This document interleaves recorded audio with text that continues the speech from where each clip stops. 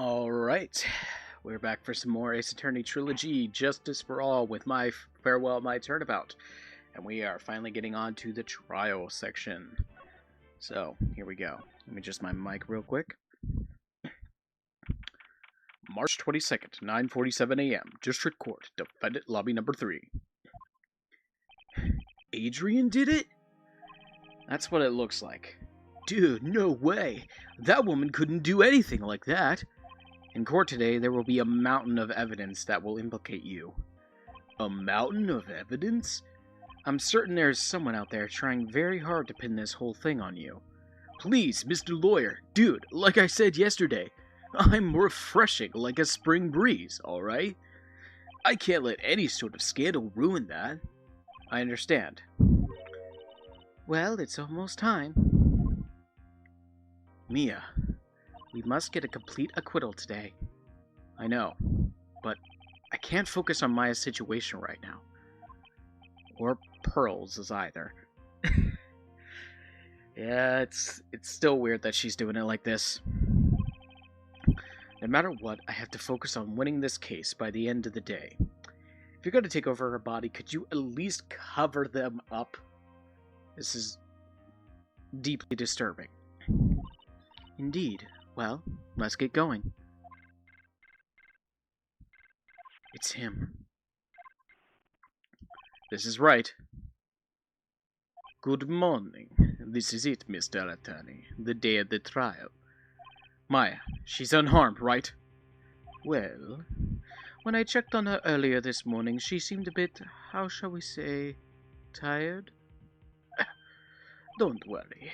People don't die that easily.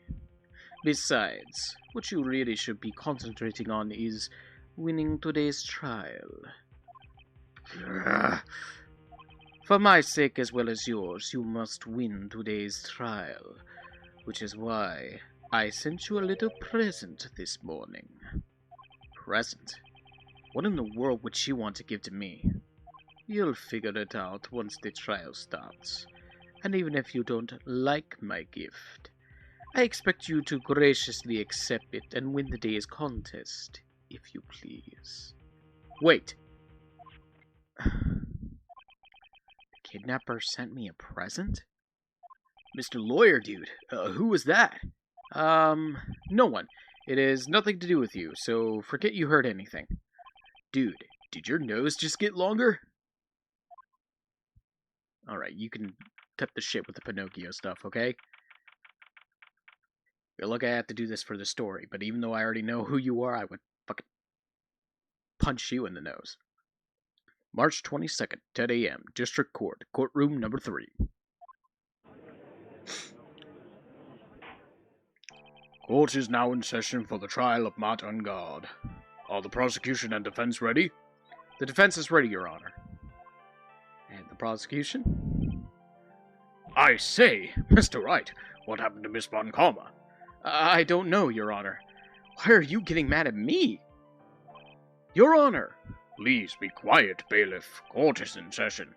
If you must tell me something, please keep it brief. Now then, what is it? Prosecutor Von Karma has... This morning, Miss Von Karma was shot by an unknown gunman. What? Shot? Somehow, I think this is the present that man was talking about. His present? Miss Von Karma is one of the top prosecutors in the country at the moment. If she were to disappear, it would be to your advantage. This is totally insane.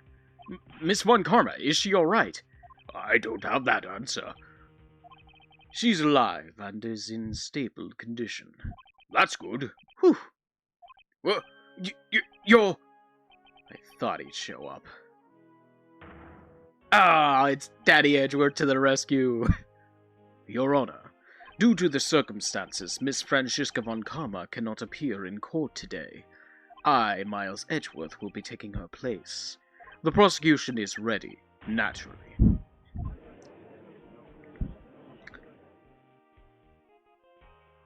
Miss Von Karma was shot in her right shoulder and is currently undergoing surgery. Luckily, I have looked this case over and am familiar with the details. The prosecution seeks to prove the guilt of Mr. Matt Engard. The court acknowledges the prosecution. Right. I finally found the answer I was struggling for on my long journey this past year. By the time this case comes to an end, you too will know the answer. Now then, the prosecution would like to call its first witness. Please bring Detective Gumshoe to the witness stand. Witness your name and occupation. My name is Dick Gumshoe, sir. I'm a detective down at the precinct. For now. For now? After this trial's over, I'm supposed to turn in my badge, sir. Detective Gumshoe? The prosecution has no need for a depressed witness. Lift your head up and face forward like a proud officer, Detective Dick Gumshoe. Yes, sir. Now, let's have your testimony. If we want to explore the various facets of this case, we must start with that. Get ready, Phoenix. This is going to be one very rough fight. Yeah, it would have to be with Edgeworth as my opponent. Admit it, you like this, Phoenix. This is what you want. You've been waiting for this. I bet you he is rock hard under that place right now. The answer he was struggling for. Interesting. Show me this answer you finally found, Edgeworth. Bare facts of the case. This murder happened after the Hero of Hero Awards ceremony, sir. The victim, Juan Carita, was found dead in his hotel room. After looking into the cause of death, we believe he was definitely murdered, sir. At first, we thought there was something suspicious about the empty guitar case. However, we later found out that the guitar case had nothing to do with the murder. After the award ceremony ended, the victim was alone in his room? Yes, sir. Both the victim and defendant went alone to their room, sir. I see. Mr. Wright, you may begin your cross-examination. Here we go. Why is it so hot right now?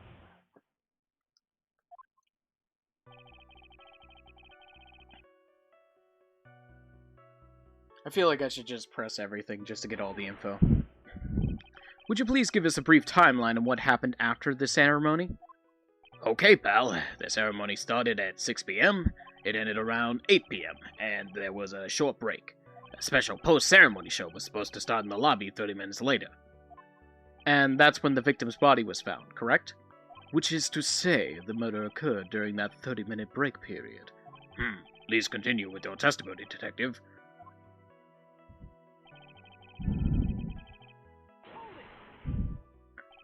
The person who discovered the victim's body was Adrian Andrews, correct? Yeah. Who is this Adrian Andrews you're talking about? She's the defendant, Matt Engard's manager. She's a pretty lady, sir. Ah, so she's a pretty lady. I wonder if she will grace us with her presence. When the post-ceremony show was about to start, she went to get Mr. Engard. After visiting his room, she next went to the victim's room to get him for the show, sir. I see. And that's when she found the victim's body? No one's, questioning that?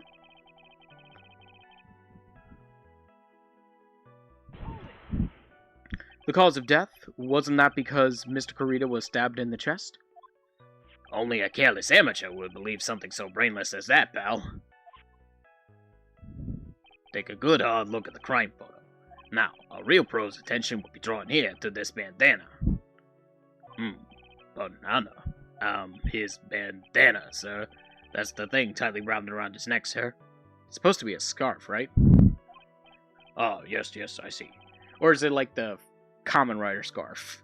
Kinda, like a short scarf, His banana-scented bandana.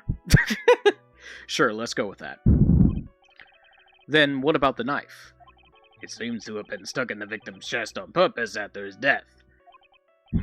We have a crafty murderer on our hands here. Autopsy report added to the court record. Time of death 8:15. Strangled with a scarf, then stabbed with a knife. Okay, they're just kind of swapping scarf and bandana around. That doesn't really make much sense.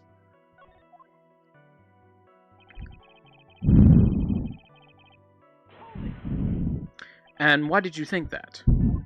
Because it was empty, pal. The German ninja doesn't go anywhere without his bright red guitar, and we couldn't find it anywhere at the scene of the crime. Oh, then how about this theory? A fan really wanted the guitar and did the crime to get it. How's that? We thought of that too, but the only fingerprints on the guitar case were the victims. Only the victims, huh? I see. So much for my theory, then. Yeah, you got a long way to go before you can get to the theorist channel, buddy. Guitar case updated in the court record.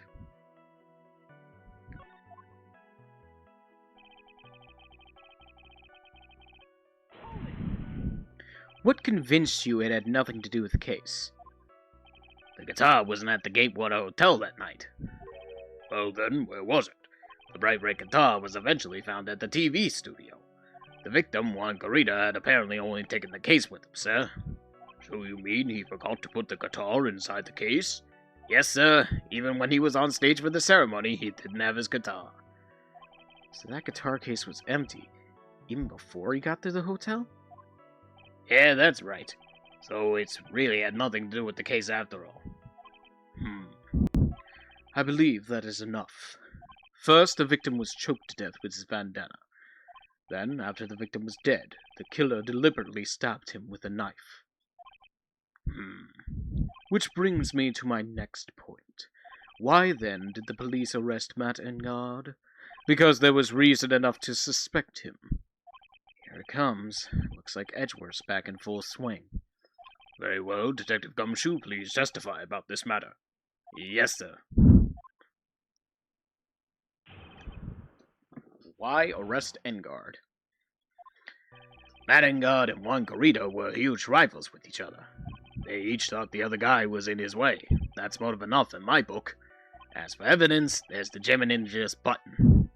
It was ripped off the ninja's costume and was found in Mr. Engard's akama. The defendant's fingerprints were also all over the knife.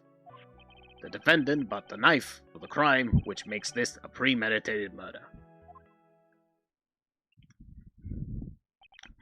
So the defendant's fingerprints were found on the knife used in the stabbing? It was sort of sticky on the handle, so the fingerprints came out pretty clearly, sir. Knife added to the court record.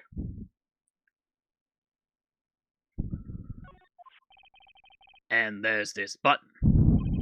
That was found in the defendant's clothes, was it? And is this button also covered in blood? Yes, and we know that the blood on it is the victim's blood, sir. What? German ninja's button added to the court record. Why should you be surprised, Phoenix? You know we're already screwed with this case. All of this points very clearly to the defendant, doesn't it? Yes, it most certainly does, Your Honor. Ready to give in yet, right? I'll find the hole in your argument somehow. You can press as hard as you like. Just hurry up with your usual pointless questions. Ugh.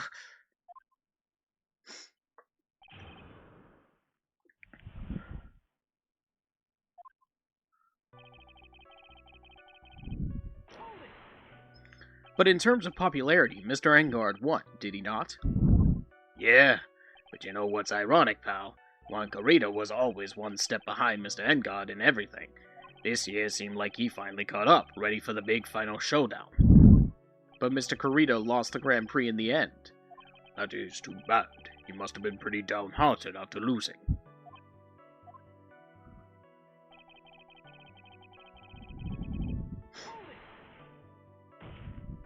Wait just 1 second here.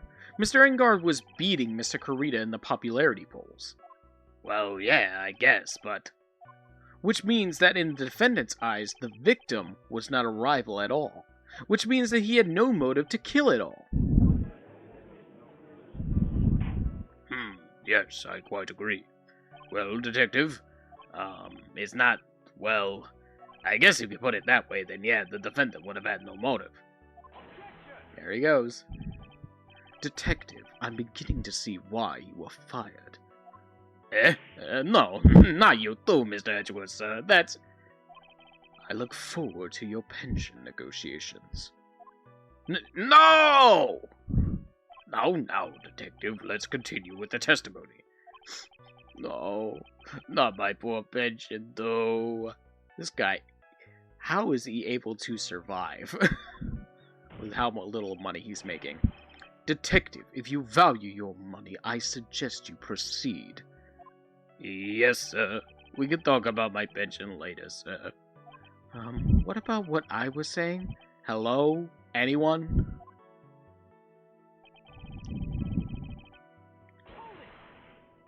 Do you have any proof that the button belonged to the victim? Huh? What do you mean, pal? Oh, let me put it this way. I'm asking you if you have any evidence to back up your claim that this button was ripped off the Gemma Ninja's costume. Oh, but can't you tell just by looking at it? And the victim's blood is on it.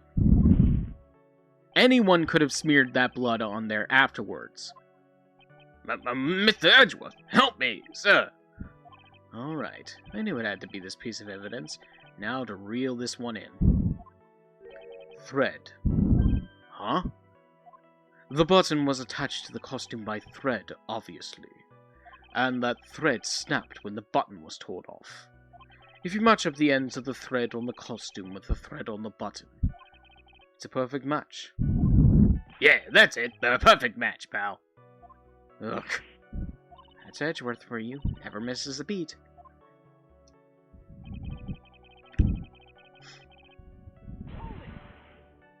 When was this button found? Pretty soon after the body was found, we rounded up everyone who knew Mr. Corrida. And then we did a search on them all. That's when we found the button. So it was almost immediately after the murder. The police didn't have the free time to lollygag and play tricks, unlike some people. Hey, what is he trying to say about me here?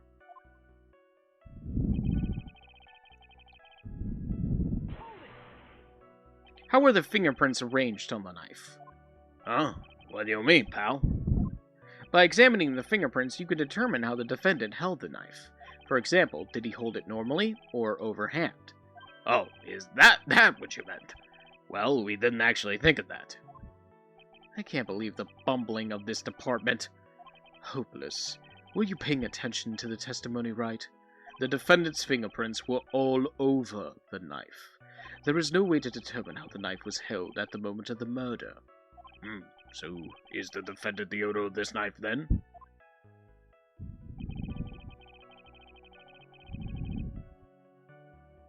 No, he didn't, because it's a Gatewater thing.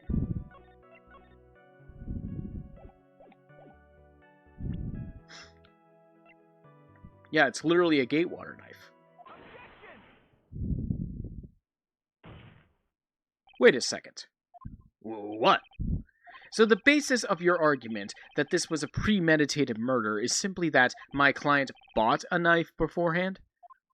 That's right, pal. The defendant did not buy this knife. Huh?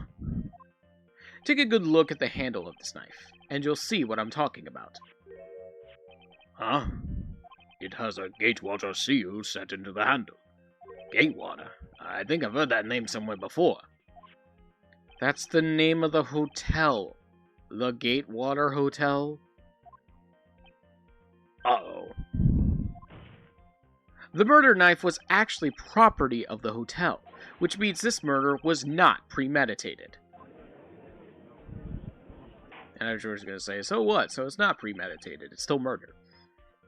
Yes, that is very true. This is a very big... What is it, Mr. Edgeworth? I'm sorry, but the defense is simply too careless. What? I think whether the crime was premeditated or not has already been determined. How so? I admit that this knife is hotel property. There is no one currently on the police force that is dumb enough to not realize this. But I didn't... Oh. The question is, where did this knife come from? Why, that's obvious. It came from the victim, Mr. Corrida's room. Sorry, Your Honor, but that is incorrect.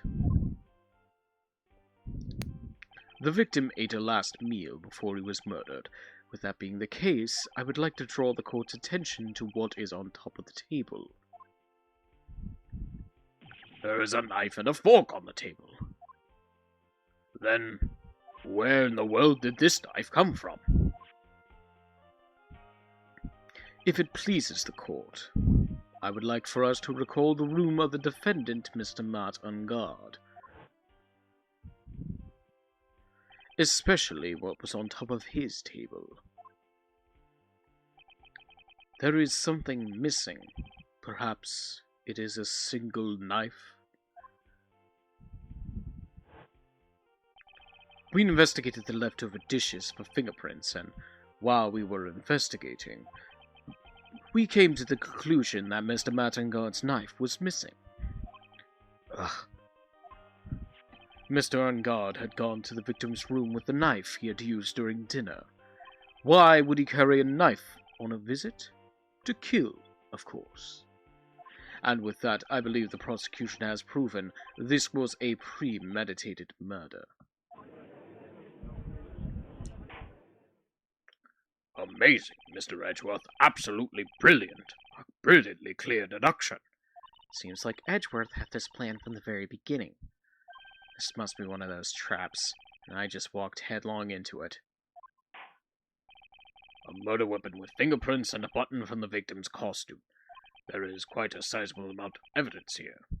I can safely say that any further deliberation is a waste of your Honor's time, although I wouldn't mind if the defense were to present evidence not yet shown to the court.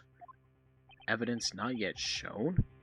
It means evidence that the court hasn't seen yet. In other words, new evidence. What does the defense have to say about this, Mr. Wright?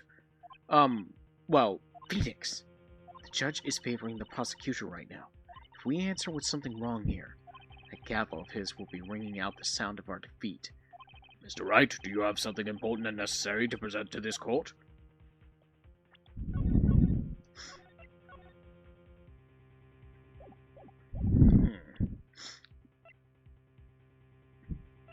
It's got to be the wine glass, right? It's either the wine glass.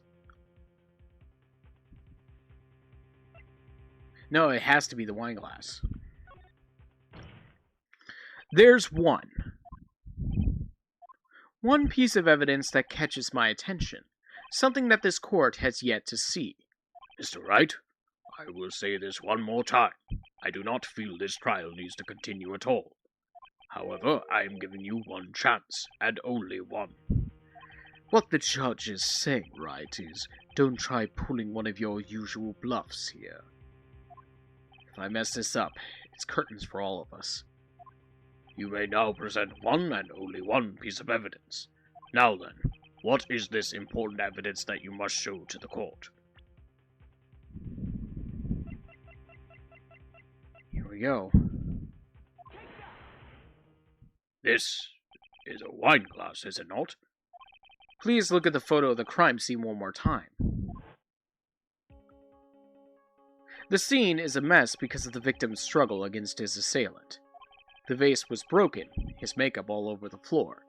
These were all things that were, at one point, sitting on top of the dresser. Well, yes, I see your point.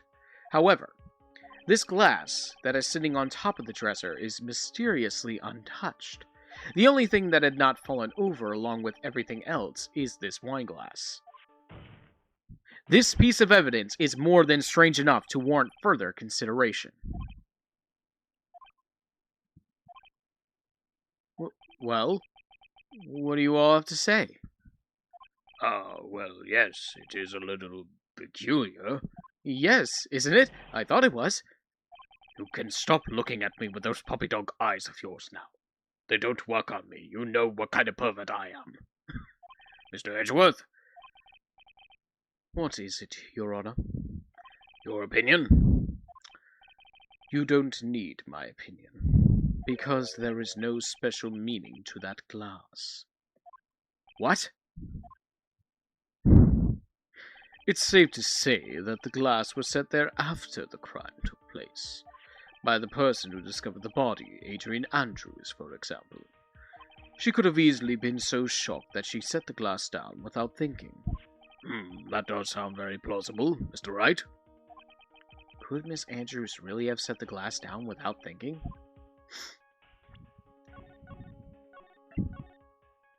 Nah. If I appear weak here, the trial is over. I can look for my proof later. For now, I should trust my instinct and point with certainty. They just might fall for it if you're thought-provoking enough. The frickin' Faye family and their ESP is scary. The defense would like to challenge the prosecution's theory. We would like to see something that proves it was Miss Andrews who set the cup on the table. You've turned the situation on its head yet again, as usual. Mr. Edgeworth, do you have any proof to back up your claim? There's no way he has any. He's just bluffing. Unlike Mr. Wright, I never say anything unless I have the evidence to support it. What? You're not thinking hard enough today, Wright. Did you think this wine glass escaped my notice? Then, of course, it has been thoroughly inspected for fingerprints. Fingerprints? There were only one set of fingerprints left on this wine glass. Only one? Well, whose were they? They were not the victims nor the defendants. Rather, they were one Adrian Andrews. What? Wineglass updated in the court record. That is why I said that the person who had discovered the body had left it there. Are we done here, Mr. Wright? I can't believe I fell into another trap. Miss Andrews was probably holding the glass when she went to see Mr. Corita. But upon seeing his dead body, she was stunned and set the wineglass down on the dresser. What you just said makes a lot of sense. No, it doesn't. Now do you see, Wright? You can't change any part of my scenario as it explains everything all too well. Gah. I've thought long and hard this past year about what it means to be a prosecutor, and from here on out I will show you the answer I've come to discover. Wait a second, Mr. Edgeworth. I think the prosecution has provided enough evidence for me to enter my verdict. Unfortunately, I cannot allow you to pass judgment yet. The prosecution has yet another witness we would like the court to hear from. Another witness? Yes. Bailiff, please bring in the next witness. What in the world is Mr. Edgeworth thinking? Oh, here we go. Now then, witness, please state your name and occupation. Witness, your name and occupation. Ugh. G-O-T-C-H-A. I wonder what happened to that calm composure he had earlier. Oh, Edgy boy, it's been what, a year since we last met, hasn't it? You should be more happy to see me. I saw the report with her testimony, but who knew under that helmet it was the Wicked Witch on the witness stand? I tell you this time I know what I'm supposed to do. So today I'm going to tell you anything and everything. Even things that don't have to do with that terrible crime. Miss Witness, that terrible crime is all this court needs to know. Please. Ooh, shush! I'm talking to my dear Edgy Witchy right now. This woman needs to be tackled and arrested immediately. Don't interrupt us, Gramps. Yes, madam. No. Please, by all means, interrupt her, please. Anyway, witness, your testimony, please. It's true what they say.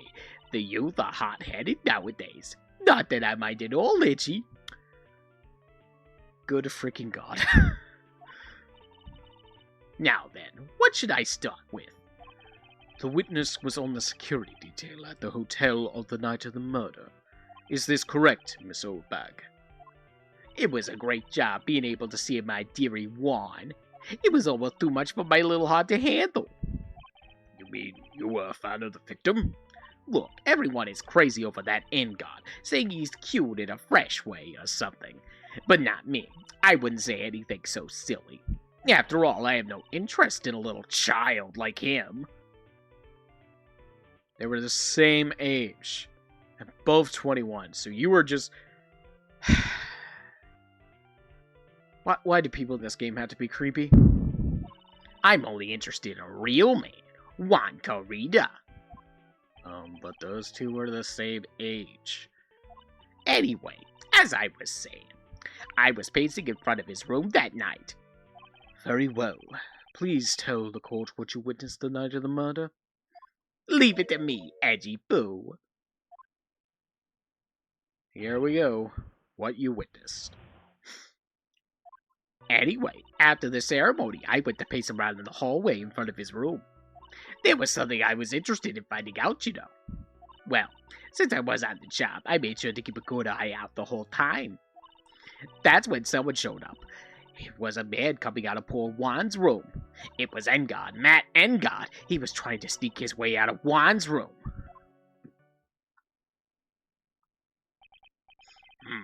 So Mr. Engard came out of the victim's room. See, it has to be him. He's the murderer. I see. Well, Mr. Wright, you may begin your cross-examination.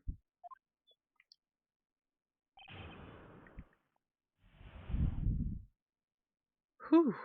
God. I don't know what's going on in the heat in the house right now, but I am sweating up a storm.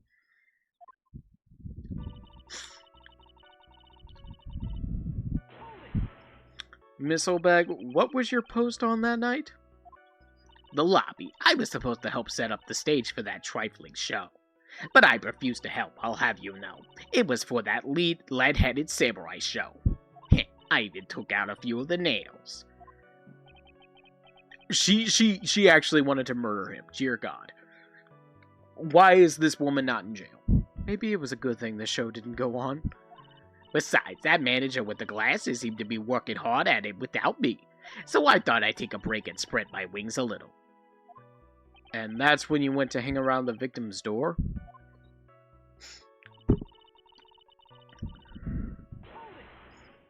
Something you were interested in? And just what was that? It's not some little thing I can just go around telling everyone, you know. It's top secret between me and Juan. Ah, and Edgy Poo, of course. Mr. Edgeworth, what is this thing she was interested in? I have no idea. I despise gossip, Your Honor. Gossip? But should it prove relevant, we can always have it appended to a testimony later. Looks like we should enforce it right now. And did the witness stay in the vicinity of the victim's door the entire time?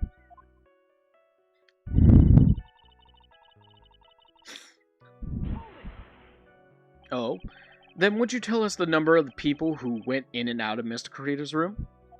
I have no idea. I wasn't born, so I could count for things that didn't pay attention in class.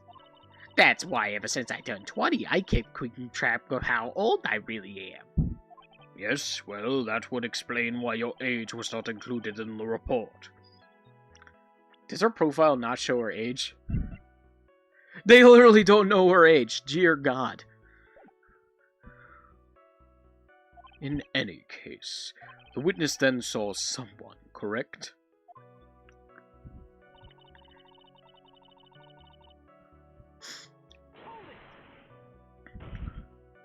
Who in the world was that?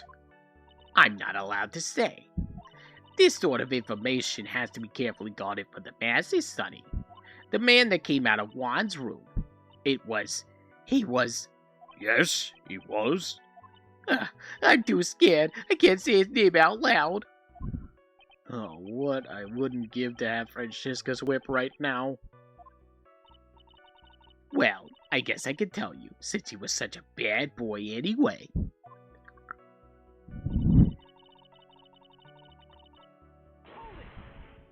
You saw my client. Are you sure about that? Yes, see? Really? Annoying brat. When I say I saw someone, I saw that person. Why do I get a sense of deja vu? Maybe to avoid a repeat of last year, I should delve into this a bit further. The clothes. Please tell the court about the man's clothes in more detail. What a troublesome man you are, really, as if something like that matters. But it does. Yeah, what was it? Oh, yes, it was that thing. What thing? That gaudy thing he's always wearing. The racing jacket. Yeah, he was wearing that at the detention center, too. That thing's meant for nothing but seducing women out of their pantaloons. Huh, men. Right. So, Mr. Wright, was this testimony just now important or relevant in any way?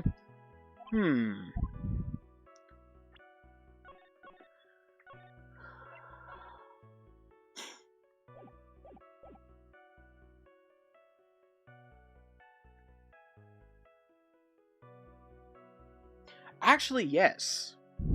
Because shouldn't he have also still been in costume?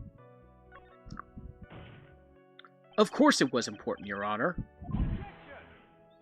Then perhaps would you like to point out what part of that testimony was important? Don't you see, Edgeworth? Your Honor, I request what the witness said about the jacket be appended to her testimony. I don't quite see where you're going with this, but alright, witness, please. Ah, well, I don't like to badmouth anyone without reason, but if I must. He was wearing his flashy racing jacket. Honestly, it's all just for show. Okay, I think...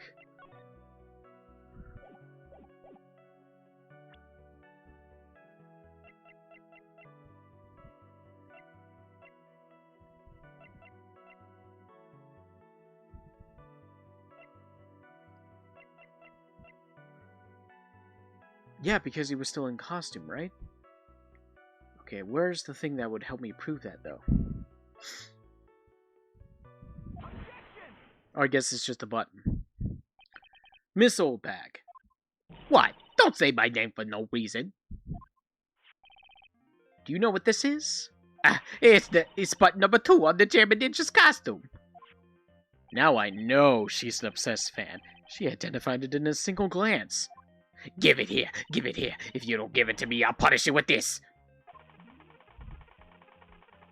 Wow, she really is a diehard fan to want a button covered in blood. This button was discovered on Mr. Engard's body during a full-body search. See? This button proves beyond a shadow of a doubt it was that rascal Engard. It was caught up in the pleats of his nickel samurai Hakama pants. See? And Engard is the nickel samurai. Witness. Now, it may just be me, and I do have an active imagination, but just now, didn't you say that the defendant, Matt Engard, was wearing his usual racing jacket? I'm so sorry. Sorry that you judge people poorly based on what they wear. If I wore the trendiest dress, then maybe you think I was, but instead I had to put up with wearing this particular outfit. This outfit's hideous, right? I got a tape recorder stuck to me. It's heavy, so heavy. I wish someone would switch CDs ages ago. I dream of life for the kids out there. Understand? Now take a look in the mirror. Your clothes aren't as interesting as the documentary of Carly. You should take a look at Edgy Poo. Good God, I hate her rambles. Now hold your tongue still there for 1 second. So what you saw in actuality was not Mr. Engard, the man, but Mr. Engard, the nickel samurai? But when you think about it, they're really one and the same anyway. Miss Oldbag, this is a very important point we're talking about. Edgy Poo, do you think so too? Well, it might be something worth considering. Just say it's important and agree with me for a change. Witness, think carefully and try to remember as much as you can before you testify. All right, if you insist. I should be the one sighing, not you. Who I saw. Engard. Yes, now I remember. The nickel samurai, that's right. It was the nickel samurai that I saw. Yes, it would have been convenient for him to wear his costume during the murder. He had gone to that he had to go to that post-ceremony stage show right after the crime, you know. So he must have worn the nickel samurai costume when he was stabbing poor Juan. I knew it. I knew you'd say he was inside that costume. What? Did you think there could have been someone else inside that costume? Don't be a bad little boy thinking such rude things. But the possibility does exist. Youngins today, I told you there's no way it was anyone else. How do you know that? Because I said so, and what I say is the truth. At least she's just as delightful a witness as she was a year ago. Mr. Wright, you may cross-examine the witness. Oh, my nose is so itchy.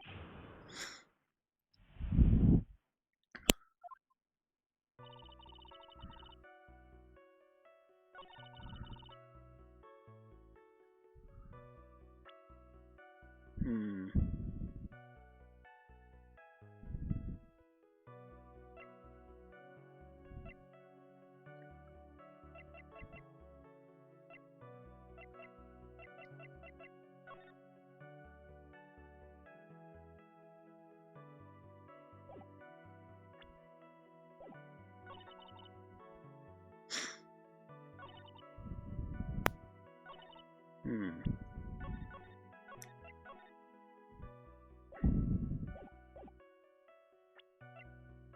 If his fingerprints were on there, he couldn't have stabbed him then. Or, like, he couldn't have been wearing the costume if he had stabbed him like that. Maybe? Yeah, there we go. Please take a look at this. Yeah, so it's a knife. Big deal. If you're trying to scare me with that, I'll have you know it won't work. No, that's not my intention at all. That's the knife that was used in the murder, correct? Your Honor, do you know why this piece of evidence is important to this case? You don't even have to ask. It's because the defendant's fingerprints are on it. Is that what you're driving at? That is exactly what I am driving at. What are we driving at? And whose car are we driving? Oh my god. Wow. If Mr. Engard was really in the Nickel Samurai costume at the time of the murder, then it's impossible for his fingerprints to have been left on this knife. Actually, he would have wiped all previous fingerprints on this knife right off.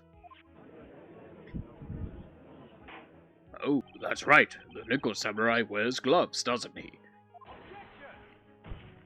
He probably took his gloves off before he began the stabbing. And why would he do something like that? To leave his prints on the murder weapon? There is no way he would do something like that. However, there is one possibility. Then let's hear your possibility. It's very simple. The defendant went to the victim's room while in costume as the Nickel Samurai. At that time, the defendant held no intent to murder. He was probably just going to relax and talk with the victim about the stage show. Which is why he took his gloves off. Before the murder still did... But the murder still did take place. It's well known that there was bad blood between the defendant and the victim. Yes, I have heard that before. Well, Mr. Wright, what do you have to say about Mr. Edgeworth's theory? So let me get this straight. Edgeworth's theory goes like this. When the defendant went to the victim's room, he had no intention of killing him. Now, up to this point, are there any problems with this theory?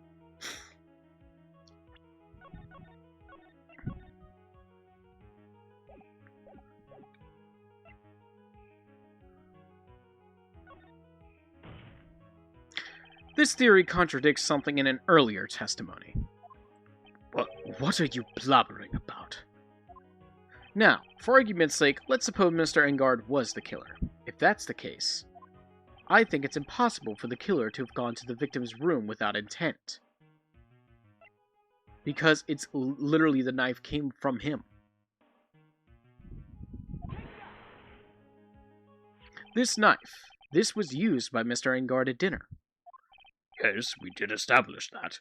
Which means that if my client was in fact the killer, then he brought this knife with him when he went to visit Mr. Kurita, I suppose. However, you just said it yourself. At that time, the defendant held no intent to murder. if that were true, then why would he bring a knife? He wouldn't, would he? Which means, Mr. Edgeworth, your theory was flawed from supposition 1. And one more thing. If the murderer was wearing the costume at the time of the murder, then there should be gloves marks left on the knife. Which means the defendant's fingerprints should be all over it like bees on a hive.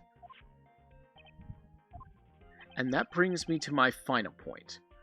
This knife was planted by the real killer to hide their identity and mislead us. Order, I say. Order in the court. Was this knife really planted by the killer? Why would the murderer do such a thing? I mean, it's obvious to frame Matt. I'm just doing this just in case. It's to frame my client, Mr. Engard, of course. To frame? Aren't you forcing the interpretation just a little too hard on this one?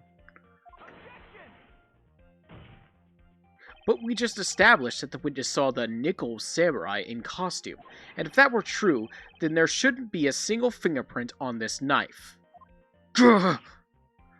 Witness! Looks like I've made your life a tiny bit more difficult, huh, Edgy Poo? Yeah. Witness, did you or did you not really see the nickel samurai? Well, I guess at first I might have forgotten, but... Are you saying you mixed up Mr. Engard with the nickel samurai, his character on TV? But I mean, I can't really do anything about that now. Look, I was waiting around in the front door because, well, I wasn't waiting around for the nickel samurai, that's for sure. She wasn't waiting for the nickel samurai. Alright then, who were you waiting around for then? That's top secret to anyone outside of security. I have a feeling that you were waiting for Mr. Juan Corrida. Am I correct, witness? The way you think, you are a sad amateur with a terrible case of nearsightedness. Amateur? Me? What am I an amateur of? So Old Bag was waiting around in front of the victim's room. But it doesn't sound like she was waiting to catch a glimpse of Mr. Corrida. Maybe, Phoenix. Maybe the Old Bag was waiting around for that person. So I think Mia's hinting at, it's certainly plausible. Miss Oldbag, you were waiting for this person to come out of the victim's room, weren't you? Adrian. Who is this person? This is Adrian Andrews, Mr. Engard's manager. But why would the defendant's manager be in the victim's room? It seems that this is the latest rumor in circulation, Your Honor. Oh, this is... I see. The judge seems to be really into that article, if it can be called such a thing. Then this manager with the initials AA, are you saying it's... Adrian Andrews. Without a doubt, the witness thought so as well. Looks like you found me out. Well, that's fine. I can throw away this whole sworn to confidentiality stuff then. Witness, what in the world are you... Watch out, Phoenix. I've got a bad feeling about this. A very bad feeling. I got some information. Some very secret information from a certain source. So that's why I was doing my own little investigation. In secret, of course. But what for? Oh, just for myself. Personal reasons and all that. Well, Mr. Edgeworth, how will you proceed from here? I really don't want to do this. However, I cannot simply let this point slide. I see. Very well then, witness, please testify about this secret information. Get ready. This is going to take the wind out of you youngins. I'm sure we're all capable of handling this. Really, it's not like we're 10-year-olds. Secret information. That Engard is one evil, evil man. He thought he could ruin poor Juan by causing a huge scandal. So to do that, he sent his own manager to get in close with Juan. I cannot condone such dirty tricks, so I took action. Oh, and this is top secret. You got that? Nobody else but you and me know yet, okay?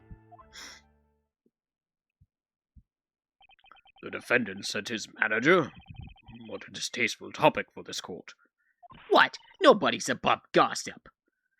And if it isn't their saying, the truth is never pleasant. Never heard that one before. Mr. Edgeworth, what about this Adrian Andrews person? We have looked into this matter and found that the truth the article proposes is in fact baseless gossip. But should this be true, then this proves that the defendant did bear ill will towards the victim. So this means I have to smash this rumor once and for all. Now then, Mr. Wright, you may cross-examine the witness. Be careful, the old bag seems rather excited now. That's right, Engard is nothing but your average foul-blooded youth. Well, as the old saying goes, you gotta burn old bags with fire. Time to fire up the afterburners and hit the highway to danger zone. Okay, Phoenix, I know what kind of music you listen to now. Highway to the danger zone. Alright, I will be right back. I gotta take care of something. And I'll be back to finish up this cross-examination. I'm just gonna let the music play here in the background.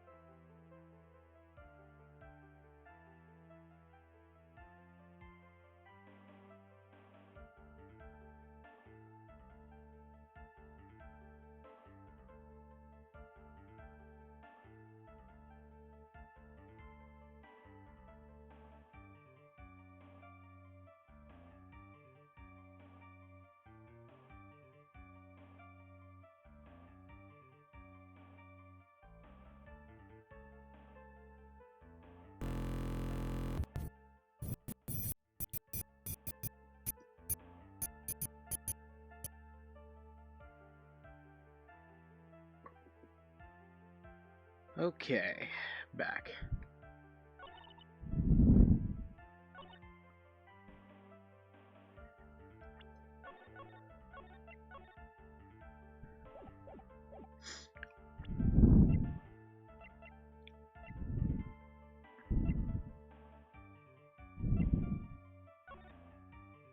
Okay. I know it has to do with proving that Adrian went of her own accord. But is it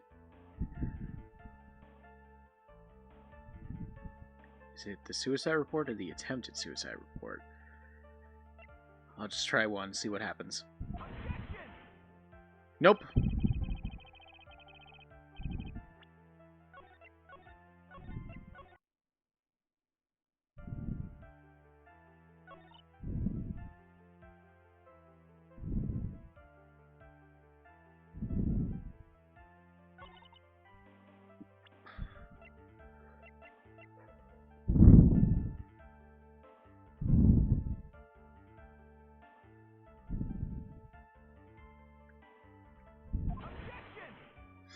Nope. Okay, so I'm gonna have to press statements to see if I can get a little bit more out of her so I can have something like that.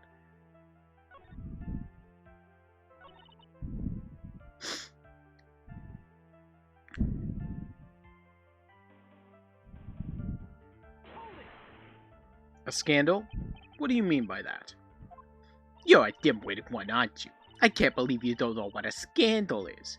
Honestly, what are they teaching kids in middle school these days? No, I wasn't asking what the word scandal means. Even I know that much. Well, that Engard thought he could own a monopoly on popularity.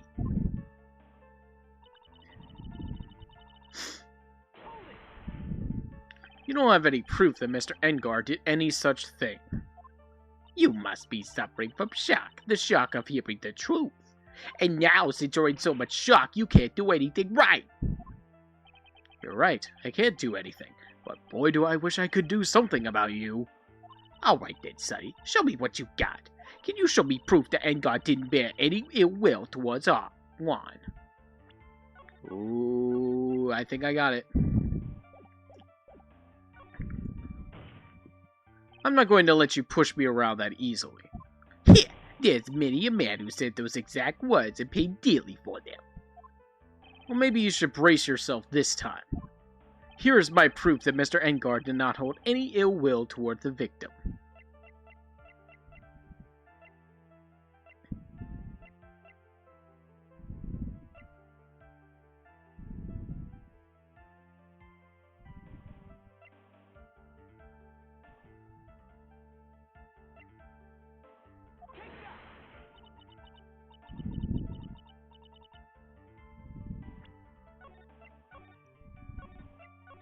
It's got to be the profiles then.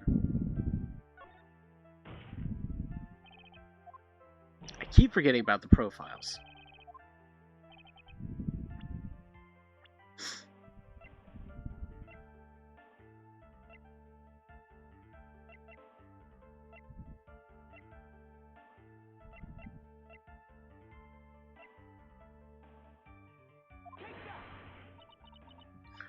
Okay, so it's not Celeste, but it has to be Adrian, right?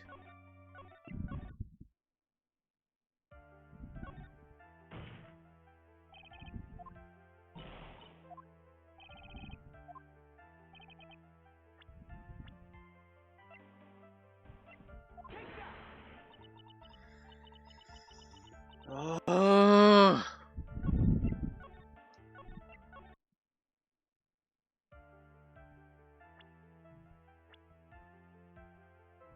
There's got to be something I'm missing here.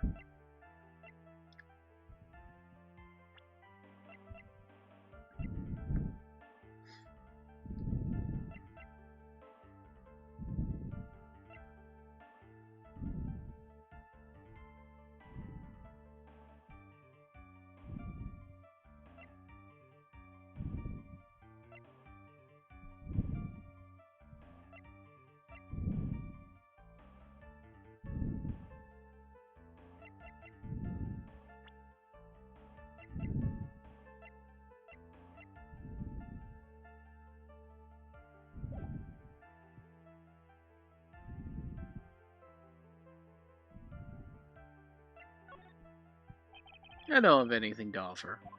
See, just as I thought. And you were lecturing me about safety without proof. You've just given me a free pass to say whatever I want, whenever I want, silly boy. Me and my big mouth. That's the way the cookie crumbles. For you, anyway.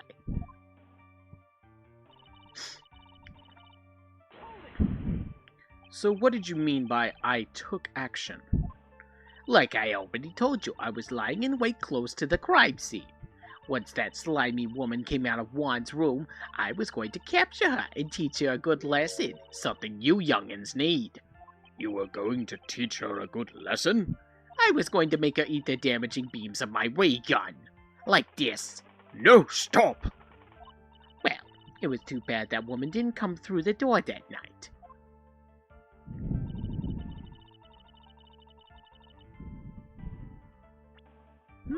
I don't think so.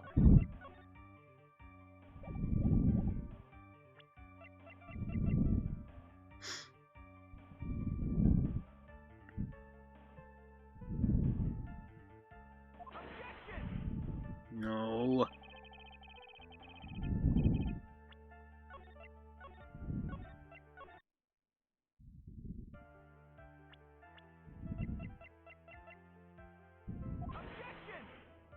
Oh, come on.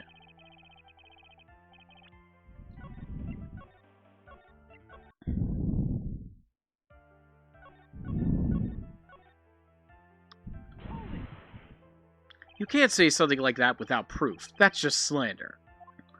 But it's true. That woman was getting intimate with poor Juan. Look, it says so right here, doesn't it? Manager to the stars, Miss A.A. But the name of the magazine this came from is Gossipland. What? Are you saying that gossip is all just a pack of lies? What do you know? I suppose next you'll swear to me that news is 100% truth.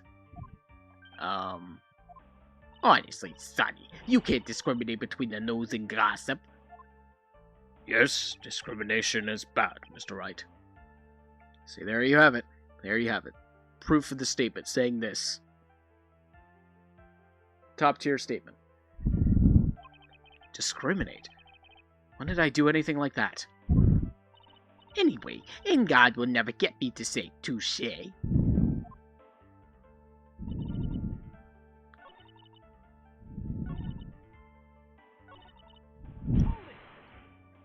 Wait. What? I'm a busy woman. Tea time with the kids is over. Secret information that no one else knows yet. If that's true, then how do you know this secret information? Huh? Well, that's because I'm a pro. Yes, that's it. It's a secret. Even if you try to hold it to my brain, you'll never find out. How in the world did that old bat get such a secret piece of information? Now I think I got it.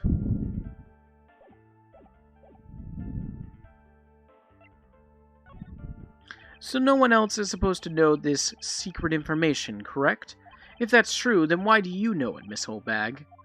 Well, why are you looking at me like that? Stop that. Witness. I hate to say it, but this is how you came to acquire your secret info, isn't it? Lada's camera's gotta be, right? The investigative photographer, Lada Hart? Oh yes, I remember that mischievous girl. She reported that she had lost a certain note she had written to herself. She reported such a thing? On that piece of paper, she had written down some of her impressions about the relationship between the victim and Miss Andrews. Well, what? Outrageous ideas, you say? No. I said impressions. Then everything written on this piece of paper is completely meaningless. Ah, that's it. That's the note. No, you see, this is something completely different. This is my top secret list of groceries to buy. Then you are the one who took Miss Hart's note. I'm a huge fan of Juan's, that's why. That infamous puppy-haired whippersnapper. She's working with that evil ink god. She says so herself. God, I'm his sidekick. She was so happy, smiling like a silly duck. I was only checking up what she had written. Edgy Boo, you believe me, don't you? I was only trying to help out like the angel I am. It's only one little piece of paper. I've never taken anything else before. You really should come with a supply of cheese to match your vintage wine. Damn! Well, it was only a piece of paper. I suppose we can overlook this just once. She looks like she's really sorry. Should I forgive her? Let's pile on more. If I let up on her now, she'll get away. I have to find some way to inflict a deafening blow to the prosecution. Witness, you said that the only thing you stole was that note. Is this correct? Is it stole? Why don't you listen more carefully, you annoying brat? I saved this piece of paper for the terrible lonely trash can. That's all. You're lying, damn it, and I can prove it. Are you putting my credibility under scrutiny again? Miss Obag, I don't believe that the note is the only thing you stole that night. Miss Obag, that note was with the camera inside its case, wasn't it? A camera? Yesterday, Lotta Hart was raging a huge stink over her camera. She kept saying something like, "My sweetie $1,600 camera disappeared on me." Why, witness! What is it, Gramps? If you had the note, then it's only logical that you had the camera, too. Looks like you found me out again, Sonny. Is this the camera you're looking for? That's... What? Even though I look like this, I'm still a person, you know. I'll still eat meals like you, and I'll fall in love and borrow things from people. I think your definition of borrow is a little off. I saw that woman's business card, and that's when I noticed it said, Slybag Celebrity Photographer Extraordinaire. Well, when I saw that, I had to know what sort of pictures she had taken. I'm a professional security guard. It's my business to know these things. Bailiff, check this camera's photos. Hurry. We must examine them at once.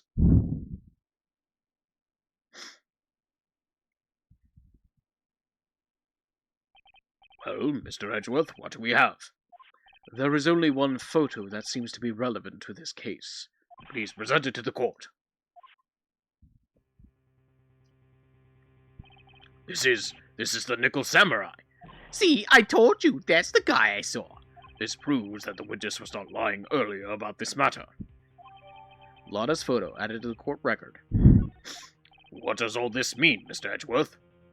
This photo itself does not prove that the person in it is the defendant. However, in his own confession, Mr. Engar clearly stated that, at the time of the murder, he was still in his Nickel Samurai costume. If that's the case, then this Nickel Samurai is... the defendant. How did it come to this? I think this brings us to the end. We have examined every piece of evidence thoroughly. Final comments, Mr. Wright? The court will consider them before we close. Do you agree that this photo is decisive evidence against your client? If this photo really is decisive, then we're done for. But if I raise an objection here and blow it, that would put Maya's life in jeopardy. I can't make a mistake here. There's only one road out of this mess.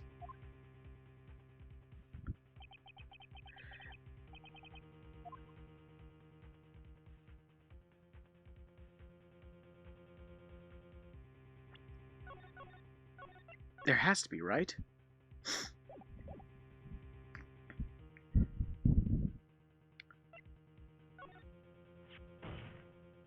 There's something strange with this photo. I knew this was coming right. Your thoughts, Mr. Edgeworth? I think we can all agree there is nothing strange with this photo.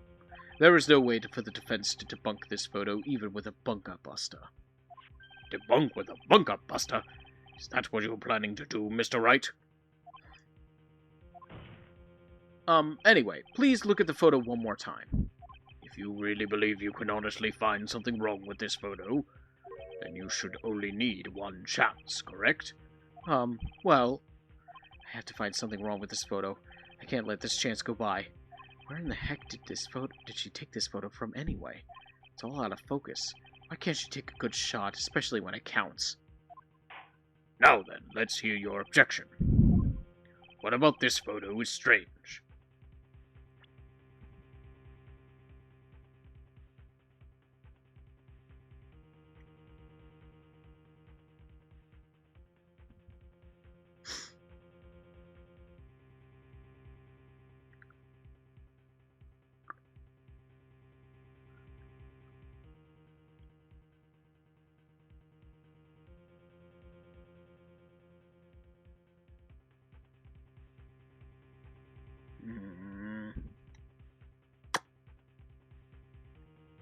Because the flowers are here, but also the bear, so this had to have come...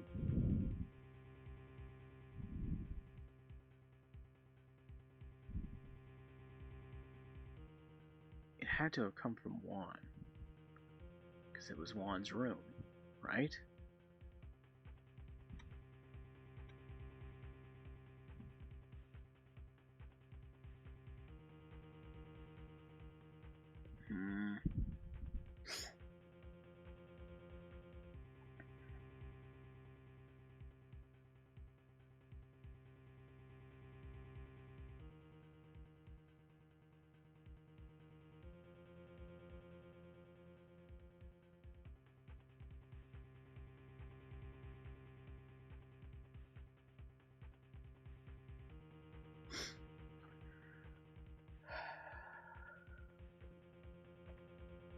Wait.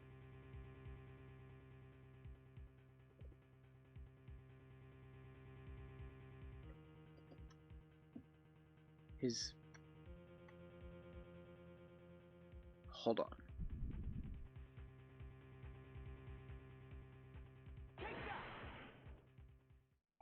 I would like to direct the court's attention to this area right here. What are you pointing to? His ankles? If you could see this person's ankles, that would be one thing. However, you can't. And what does that mean? The costume person in this photo could not have been Mr. Engard. What is the meaning of this? I wonder if you would care to elaborate with actual facts, that is. Let's take a look at the Nickel Samurai's poster. That's right. I thought for a second that did look a little weird. I couldn't put my finger on it. Please pay particular attention to the area around the bottom of the hakama. His socks. You could see his socks. Exactly. However, in this photo, the Nickel Samurai is clearly holding his hakama up just to walk. There is only one explanation for this. The person inside this costume is clearly much shorter than the defendant. Alright, I think I've turned things around for myself this time. That's curious. Huh? What is? Edgeworth is unusually calm today. That's true. He's just letting the trial run itself, as if he's only along for the ride. Along for the ride? What do you mean by that? I can only guess that perhaps he doesn't feel under attack at all. He doesn't feel under attack? Then I haven't damaged his case at all? Mr. Edgeworth, where does this leave us? If the person in this photo is not Mr. Matt Engard, then everything the prosecution has tried to prove has become meaningless. I figured it would come to this. What? Right, I have something I want to ask you. I think you have proven that the person inside this costume is not Matt Engard. In that case, who is that a photo of? Who is the person wearing the Nickel Samurai costume? Don't stress out over this, Phoenix. It's very simple. What you should be focused on is Edgeworth's attitude, don't you think? Yeah. Why is he so calm? Mr. Wright, let's hear your thoughts.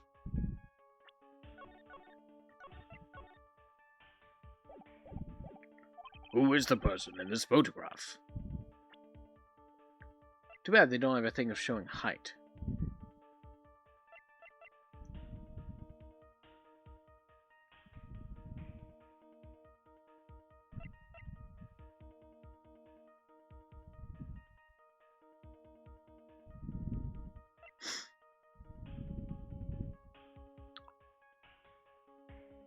I have to accuse either Olbag or Adrian. Screw it. Are you saying that this is who you think was in the costume? Nope. Not Olbag.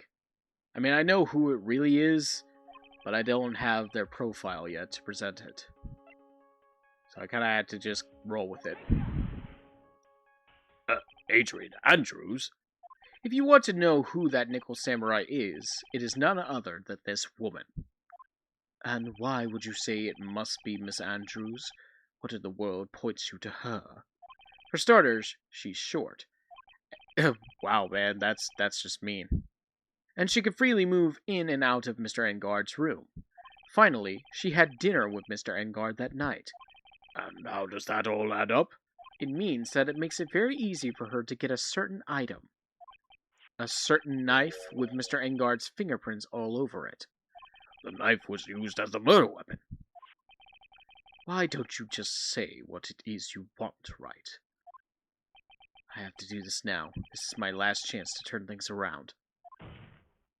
The defense moves to indict Miss Adrian Andrews in the murder of Juan Corrida.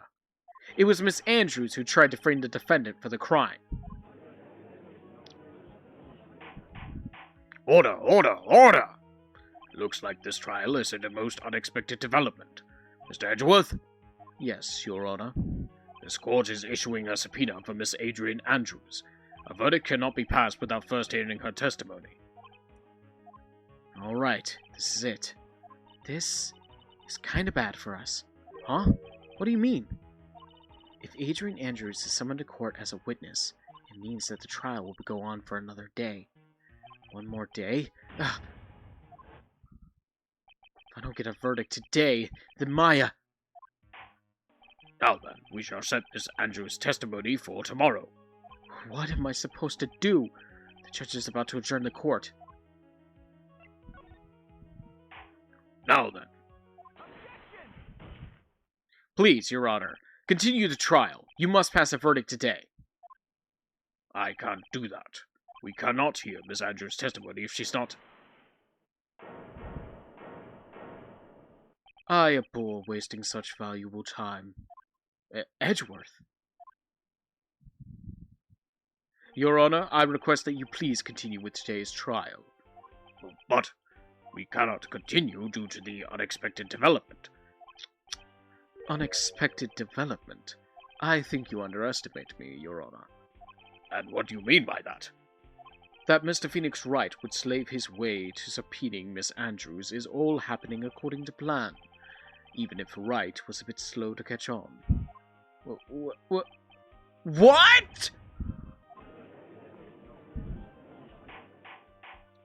What is the meaning of your statement, Mr. Edgeworth? Miss Adrian Andrews is currently waiting in the prosecution's lobby. She is the next witness. Everything was planned out in advance by that man. Somehow I knew there was no way Edgeworth would overlook Miss Andrews. Looks like this battle is far from over. Exactly. Very well. We will call the next witness. However, before we proceed, we shall take a 10-minute recess. Please prepare your witness in that time, Mr. Edgeworth. The court will now take a 10-minute recess.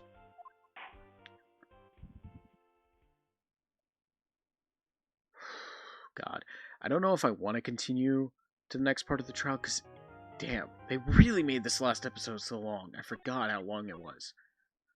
Give me one moment to check something real quick.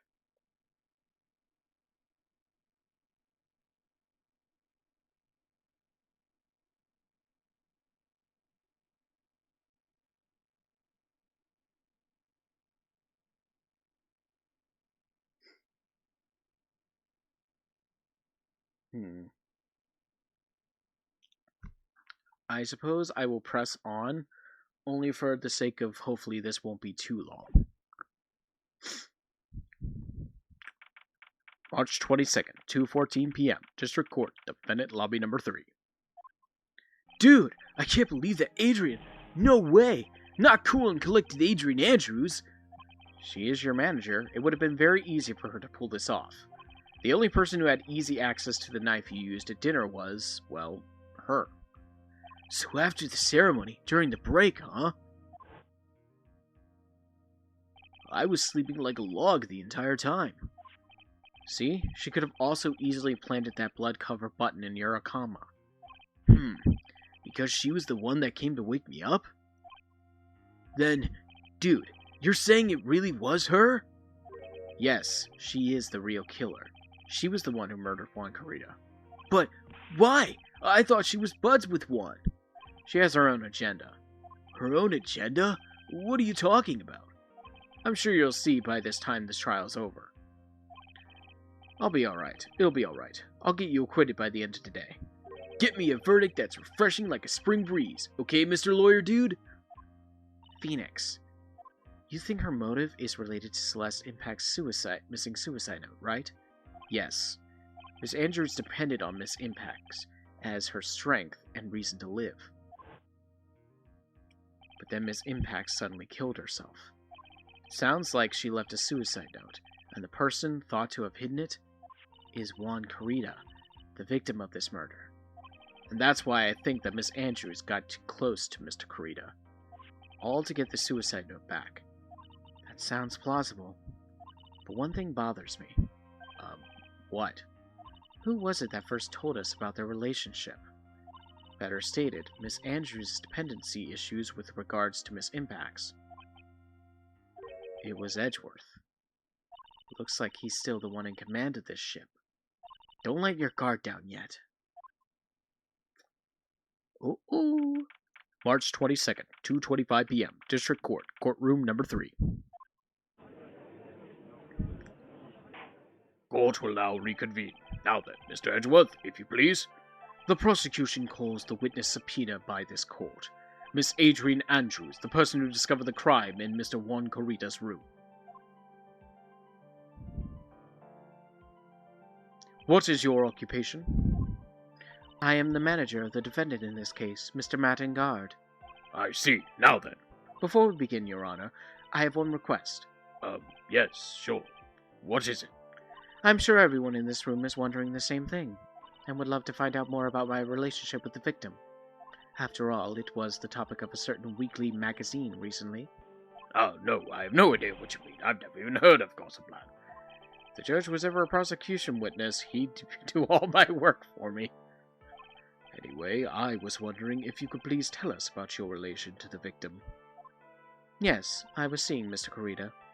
I was also aware of the rivalry that existed between Matt and Juan. But that was a private matter between Juan and myself. So it was a fry and bait, or was that bait and fry? Reminds me of fishing. But I didn't kill him. No one is accusing you of that. I think there's someone who would beg to differ. I think we all understand your relationship with the victim now, Miss Andrews. Very well, then.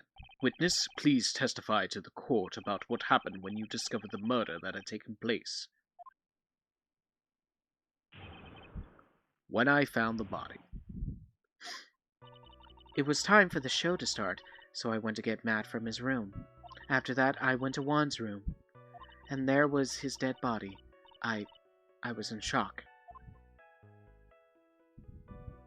What I saw was, naturally, the exact same scene as in the crime scene photo.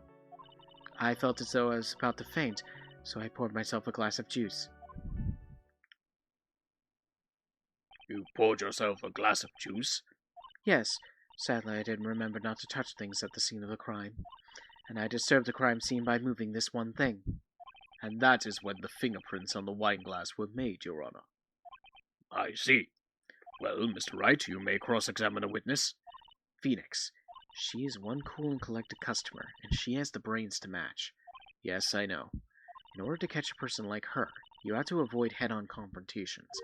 You should disrupt her pacing. Disrupt her pacing?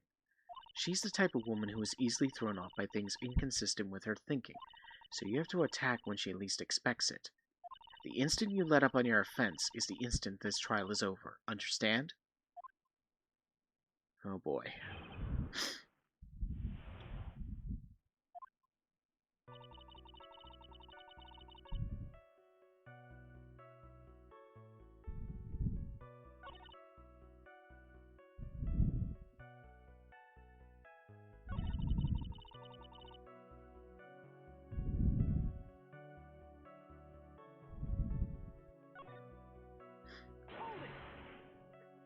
And why did you do that? As a friendly gesture, Juan was to make an appearance with the other heroes. So the show was supposed to be a show of friendship, huh? Is that the only reason? I beg your pardon. What are you implying?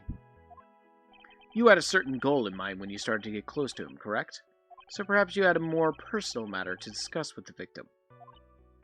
Sorry, but I didn't have any such intentions in mind at that time. Can't get her to talk without a strong piece of evidence, I guess. May we continue now? Witness, what did you see when you got to his hotel room?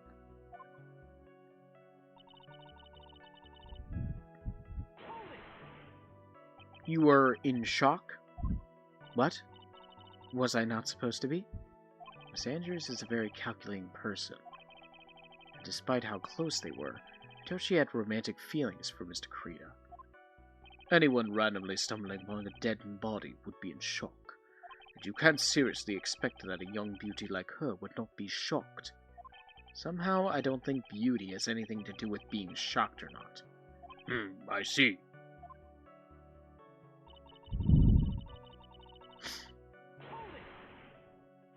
This is the photo you're referring to, correct? Yes, the one with the knife lodged in his chest. And the guitar case was like this too?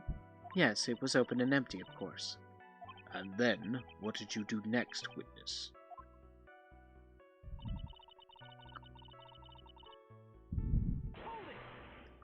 Juice.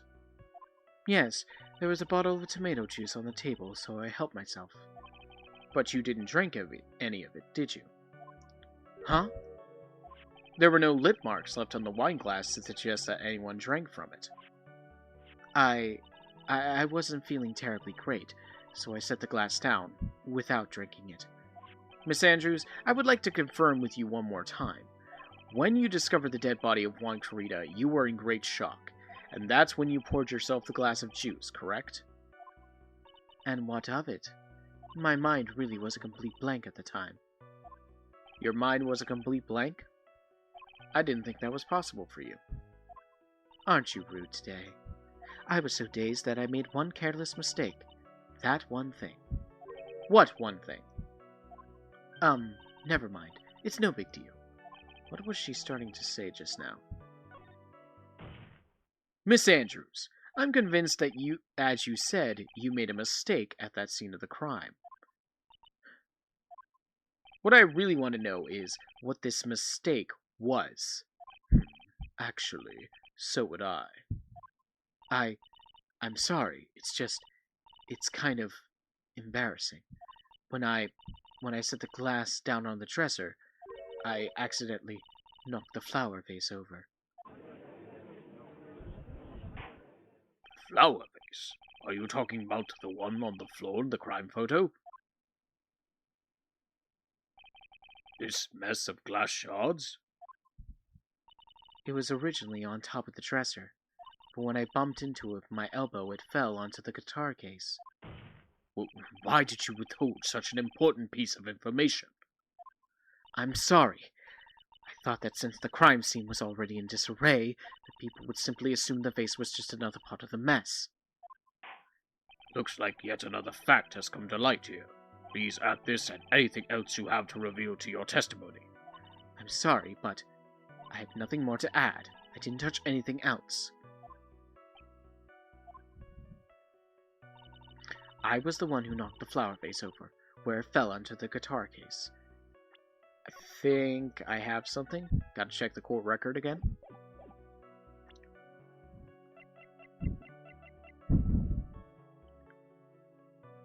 Yeah. The guitar case was open in the crime scene photo.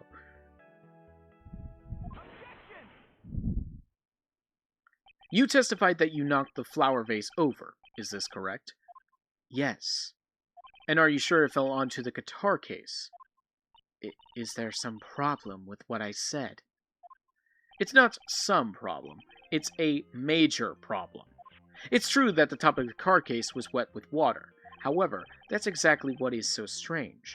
Miss Andrews, you testified that the vase fell onto the guitar case. However, if that was true, the case should have gotten wet on the inside, not the outside. That's very true. Furthermore, there is one other strange thing about this guitar case. And what is that? Let's take another look at the crime scene photo.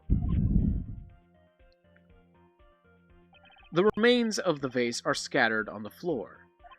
And what is wrong with that?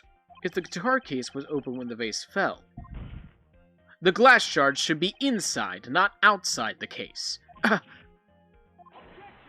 What is your point, Wright? That the case was closed at the time the vase was knocked over. Is that all? No. Think back to what Miss Andrews testified to.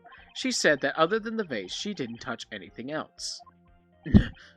Yes, that's right. She did implicitly say she didn't touch the guitar case. But this whole matter with the guitar case is a dead end. The Bright guitar was found at the studio. It has no bearing on this case at all. That may very well be. However, the guitar case does seem to have no relation to this case, doesn't it? It seems that there is no deeper meaning to the guitar case. Well, Mr. Wright, do you think we need to hear more details about the guitar case? Yes. The empty guitar case. I believe this is a crucial piece of the puzzle. I can't believe anyone would reach for straws like this. But it is you. I can't believe what I'm doing. I'm doing this either. All right, I'll follow along. For now, Miss Andrews, please testify to the court about the guitar case. Yes, Your Honor. The guitar case. I don't remember too clearly because I was a bit dazed. I suppose I must have opened the guitar case. After I knocked over the vase, of course. It was not a big deal, though, right? The case was empty after all. As for why I opened the case, even I don't know. It looks like this really wasn't a very important point. This wastefulness is such a familiar feeling by now. It's almost comforting. Anyway, I'll just go ahead and start the cross-examination. Using anyway to change the topic. A convenient escape for a weak man. You like when I call you weak, don't you, Phoenix? You like it.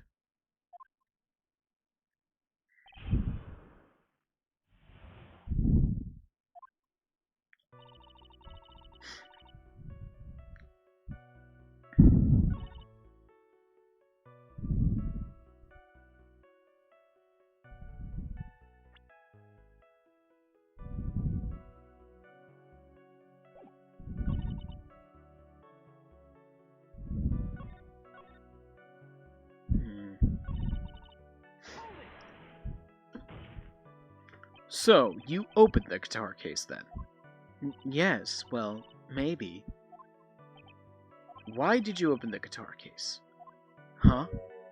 Mr. Kurita's dead body was right there in front of you, wasn't it?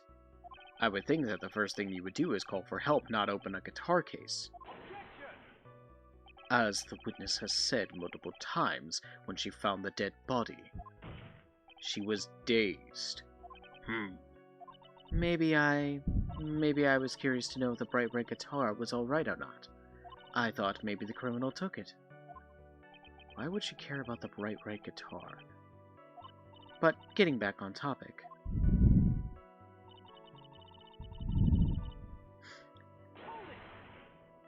Was it really empty? I was just wondering if maybe when you opened the case, the guitar was still inside. How long have you been a lawyer, Mr. Wright? Have a little professionalism. The bright red guitar was found at the studio. These trials would be over in half the time if you just pay attention.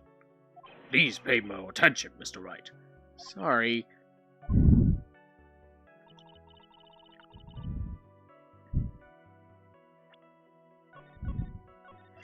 I think I'm starting to piece together why she did it. Was that because you were shocked and dazed at discovering the victim's body? Yes, that's probably it. I'm not going to get anywhere if I continue pressing her like this. The only way to make her talk is with evidence. Guess I should give it a try. Come on, Phoenix, we can't afford to let up on her now. I wasn't planning on letting up, but she's at her weakest now, so this is our chance. Yeah, if we had a weapon to hit her with. I'm sure a weapon is hiding somewhere in the court record, waiting to be found.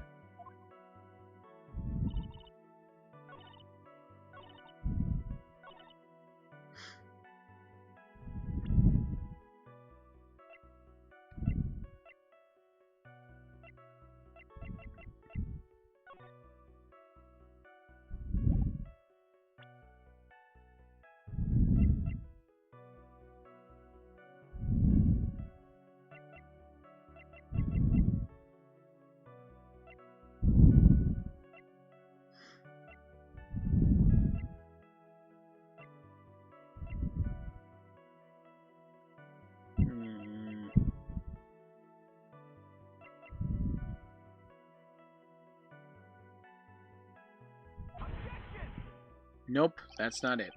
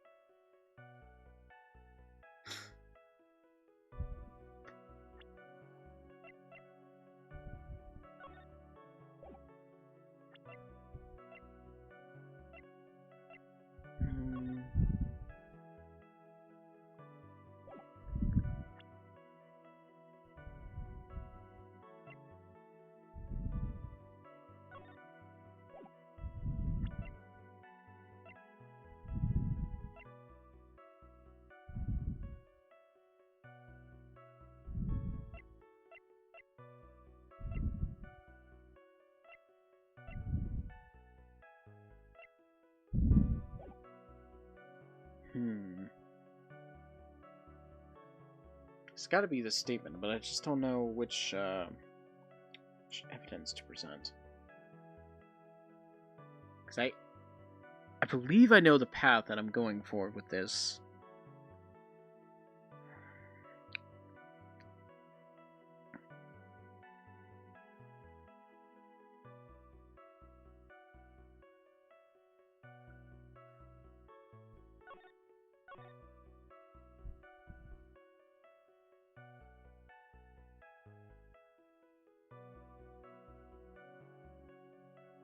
Unless I'm thinking about it wrong.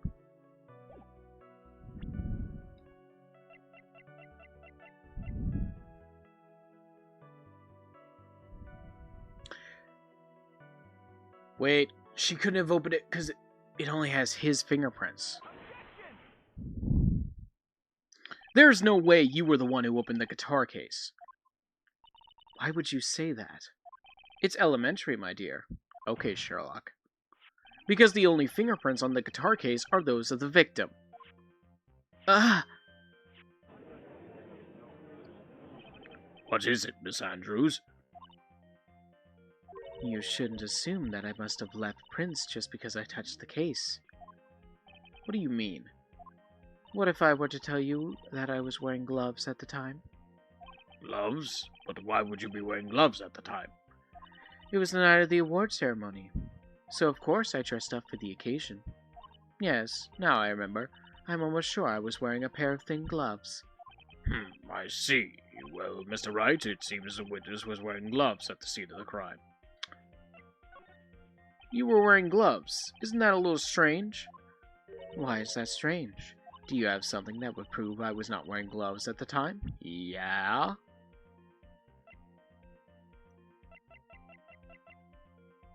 The wine glass, for instance? I have your proof right here. This wine glass. The wine glass? You left your fingerprints very clearly on this wine glass. Even if you took your gloves off when you poured yourself this glass of juice, Wouldn't you think it was just a little strange that you put your gloves back on just to open the guitar case? Ah! Damn, she had a spare. Quick whipped it out like that. Order, order, order! Looks like you hit the nail on the head this time. What do you mean? I believe that guitar case plays a very important role here. But it's just an empty case. I wonder if it really was empty, though. But the guitar, the bright red guitar, was at the studio. Phoenix, drop all your presumptions. What was in the guitar case was not the bright red guitar. You don't mean it was the bright white guitar? Wait, that's not right either. I admit it would be unnatural for someone to do that. So the witness was not wearing gloves despite the fact that on the case. Your Honor, this is obviously the defense's usual misdirection tactic at work. Steer the court towards an unrelated topic and lull us all into his misguided... No, Your Honor. Please recall that Miss Andrews had testified that the vase fell onto the guitar case, which means that the case was closed when the crime took place. However, it is wide open in this photo of the crime scene. I am sure this guitar case had some relation to the murder. If you are so sure, Wright, then I'm sure you can somehow substantiate your outrageous claim, correct? Please, enlighten us as to why the guitar case has anything to do with this murder. Can you do that, Mr. Wright? Well, let's suppose for a second that the bright red guitar was not the only thing that could have been in that case. Bright red guitar not being the only thing? You don't mean to suggest that a bright black guitar was in there? So, you intend to put your theory that the case was not empty. Is that it, Wright? I wouldn't say something I didn't intend to prove. Deflate that head of yours. You haven't proven anything yet.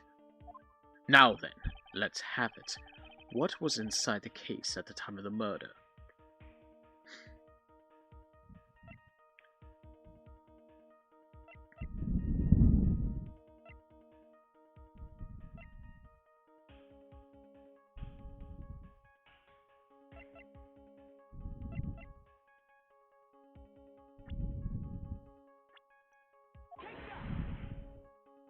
And why would something like that be inside a guitar case, let alone this one? Why, Mr. Wright, why? Well, I just thought it might have been possible.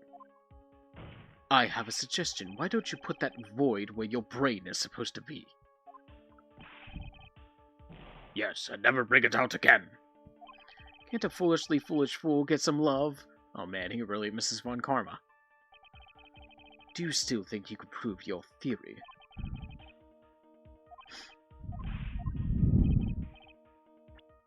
Okay, come on.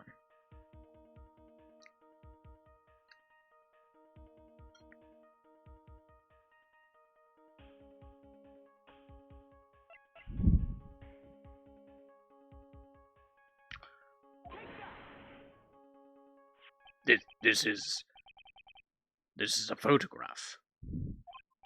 Yes, but what is important is what is in that picture, Your Honor. That's right, because, I mean, I know she technically didn't do it, but maybe... Did she put that on? I was really just guessing there.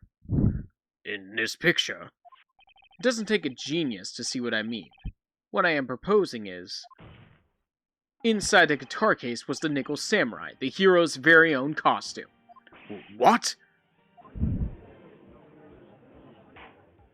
Mr. Wright, explain yourself. Right, are you saying that the witness opened the guitar case to take out a costume?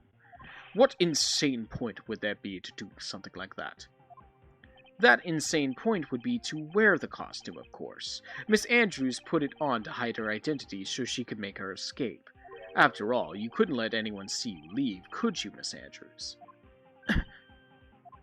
I refuse to accept your theory. Do you have anything to support such a preposterous idea?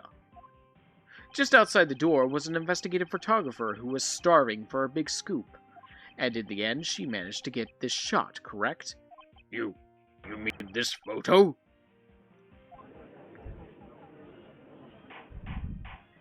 Order! Order! Looks like we've wandered into quite another mess again, haven't we? Nice job, Phoenix. Well, you know my strategy. Speak first, think later. So the real murderer was hiding inside a costume. Wait 1 second, Your Honor. The Nickel Samurai's costume would have been Mr. Matt Engard's. Why would something of the defendant's be in the victim's room, and inside the guitar case of all places?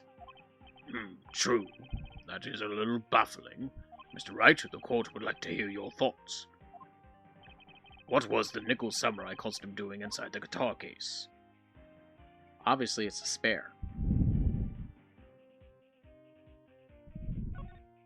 Mr. Engard did not take his costume off during the break period.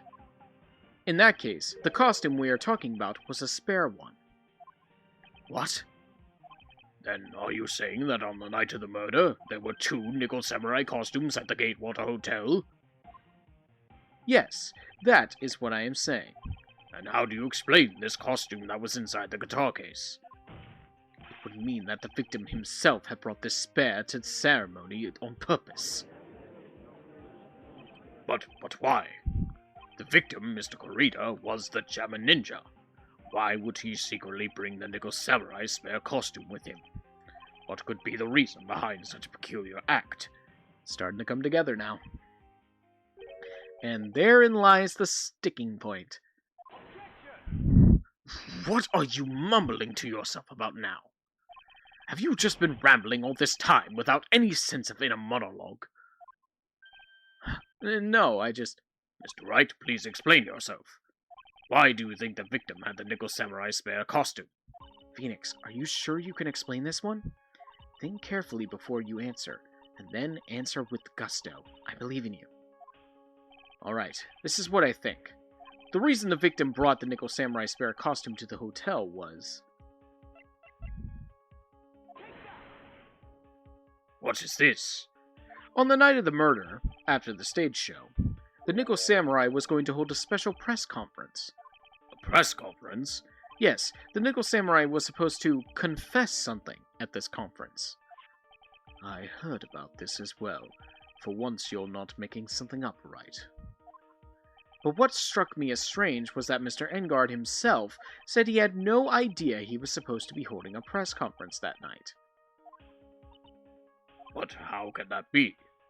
The way I see it, that can only mean one thing. The conference was set up by none other than the victim, Mr. Juan Kurita himself. The victim? Yes. The spare Nickel Samurai costume was prepared for that very conference. Mr. Kurita was going to hold the press conference as the Nickel Samurai. He was going to dress up as the Nickel Samurai and hold a conference? But why would the victim do such a thing? That's something I don't quite know yet. However, what I am concerned with right now is what he intended to reveal at that conference.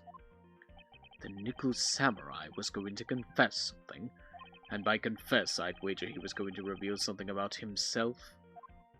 Which means that Juan Kurita, posing as the Nickel Samurai, was going to speak about Matt Engard. Yes, I guess that is what it would mean. But if that's the case, then that's not a confession, that's public disclosure. Miss Andrews? I can see why you're a pros at what you do. Pardon me? Yes, just as you say, the press conference was set up by Juan. Miss Andrews, please offer us an explanation for this. I was the one he asked to help set it up, and the person who prepared the second costume for him. That was also me. You? Juan had bet everything on the Jammin' Ninja this year, and if he lost the Grand Prix, he was going to make sure Matt was going down with him. That's what he thought, anyway. He was going to ruin him, huh? It looked like somehow Juan had in his hands a secret so powerful that it would destroy Matt's acting career had it been revealed. What?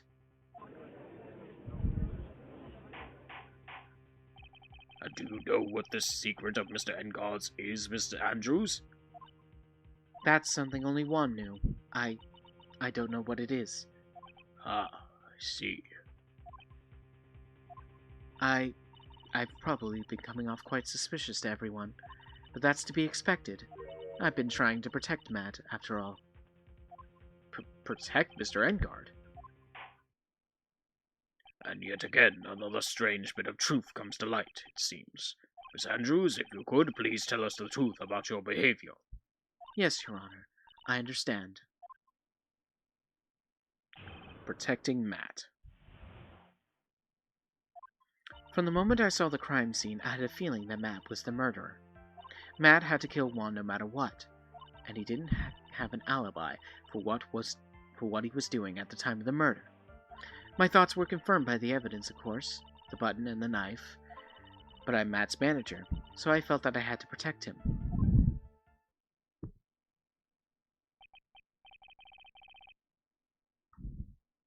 This does account for everything. Well, I am the logical type. We're finally seeing her true self. She's more nervous than a scared rabbit. If the defense can find no fault with his testimony, I am ready to make a ruling. Please keep that in mind as you cross-examine Mr. Wright. Looks like somehow everything has swung to the opposite end of the scale again. That just means I had to put my weight into this and turn her logic upside down.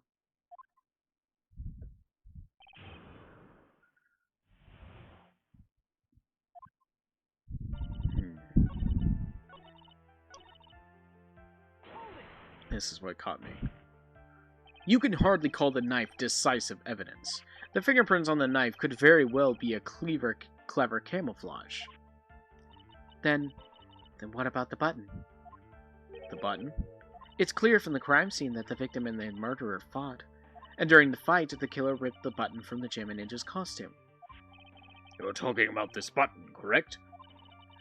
That button was found in the pleats of Matt's Hakama, is that correct? I would think that it makes very decisive evidence. Looks like you were outfoxed again, Mr. Wright. Anyway, the knife doesn't prove a thing. Please fix your testimony. I can't stand the sight of a man who can't gracefully accept his defeat. Thank goodness me can still look at me. With an icy stare, yes. Miss Andrews, for Mr. Wright's sake, please add this information to your testimony.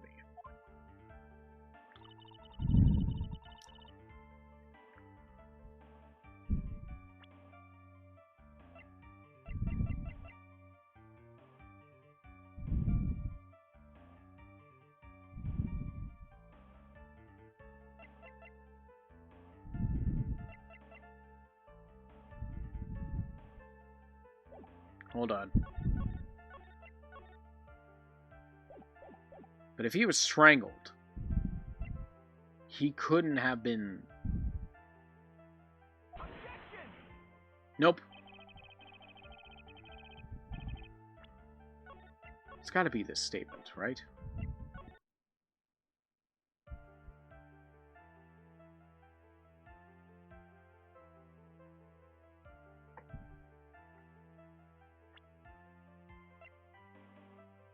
It's gotta be his autopsy report then. This is the victim's autopsy report. It clearly states that the cause of death was strangulation by a scarf. Strangulation? The knife stab to the victim was done after the victim had already died. And what does that mean? Let's examine the evidence. This button has the victim's blood on it, which would mean that it was ripped off the costume. When? After the knife was stabbed into the victim. Exactly, which means it is impossible that this button was torn off during the victim's final struggle, because the victim was strangled to death in that fight. That's right, Miss Andrews.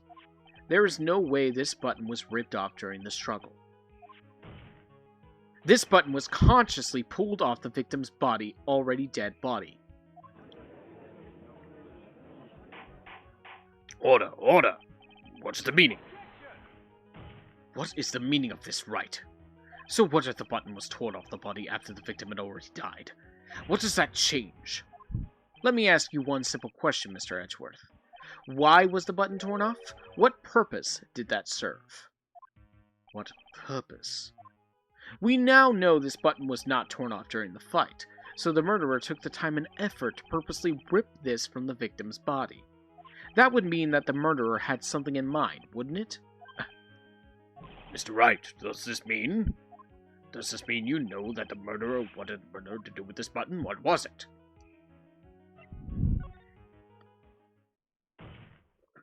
There is only one logical reason for doing something like that. It was to pin the crime on Mr. Engard.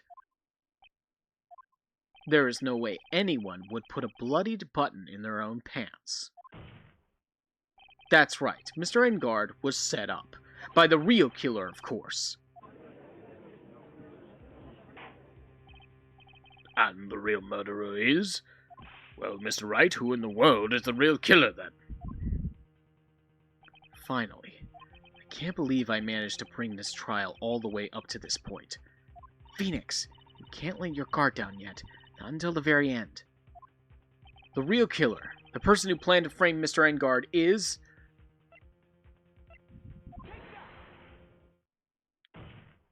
Miss Adrian Andrews. I choose you. You are Mr. Kurita's killer. What? Order, order, order! Mr. Wright, this is a very grave matter. Do you have any evidence that supports your charge? Any evidence? All of the evidence points to Miss Andrews. How preposterous. You can't stick any of that on me. I can't, can I? Would you care to test me? Then what about this knife? The knife was used to stab the victim right after he'd already been strangled to death. It was used to throw suspicion on Mr. Engard naturally. A knife covered in the defendant's fingerprints could only be taken from his room. And the only one who had dinner with him and knew which knife to take was you. Then, what about the button that was found in Matt's Hakama? This button was removed from the victim's body after he had already died. The only people who could have done so were the person who found his body or the killer. However, if Mr. Engard was the real killer, there is no way he would have put such incriminating evidence in his own Hakama. Ugh! I just keep breaking her glasses.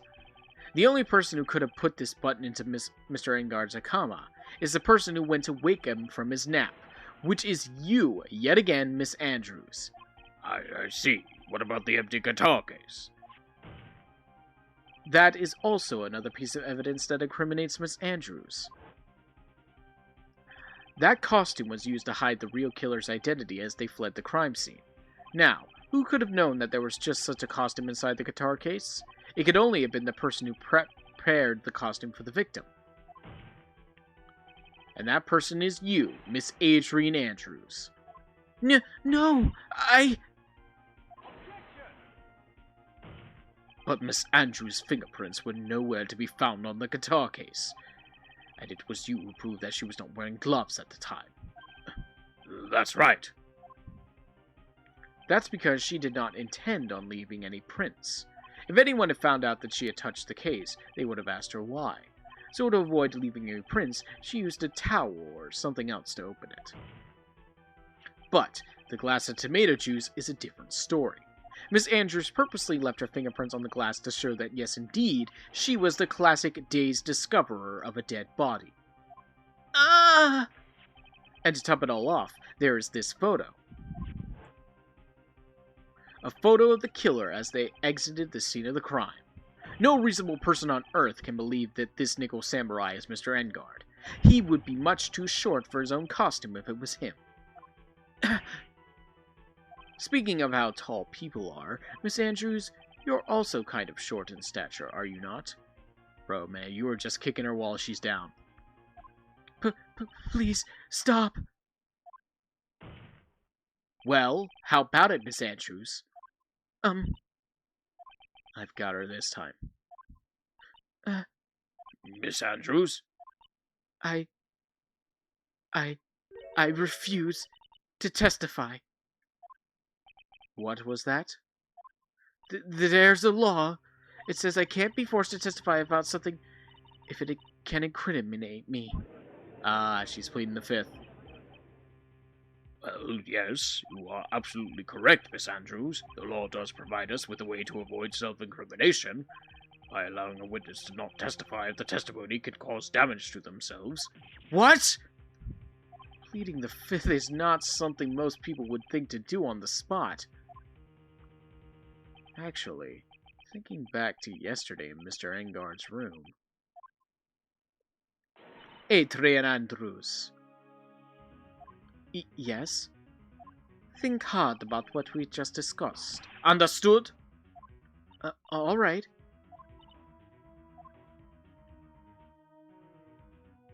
That's it. That's when Francisca planted this idea into her head. She must have told Miss Andrews to not testify if things look bad. You did a good job proving everything up to this point, Phoenix.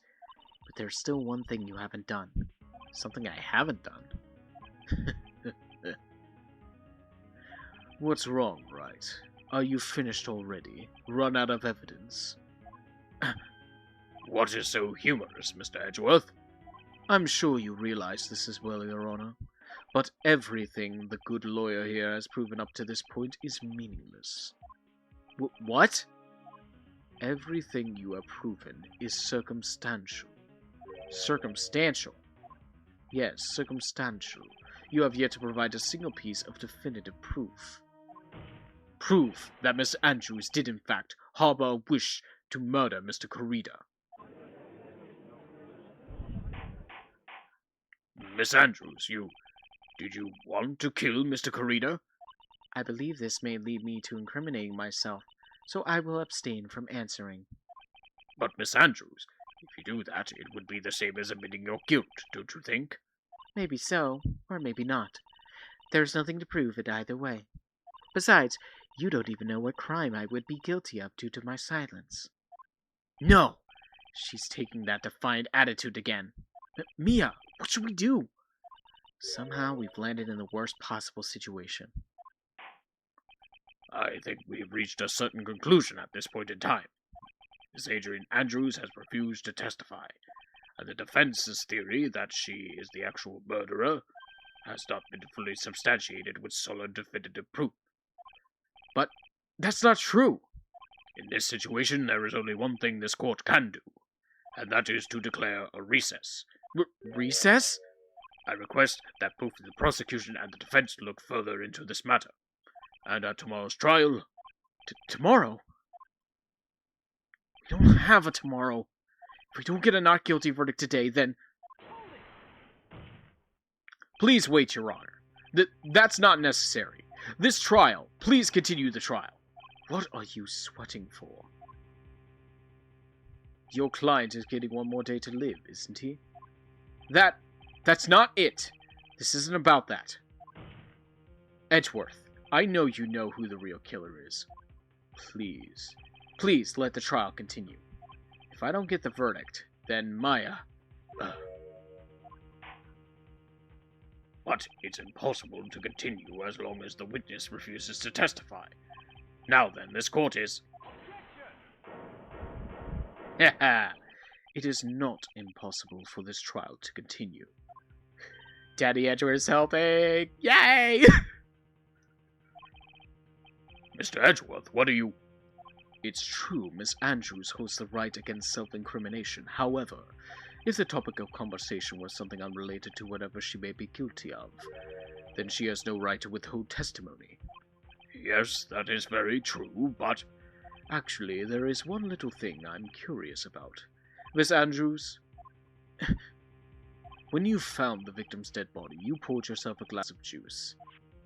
Yes? And?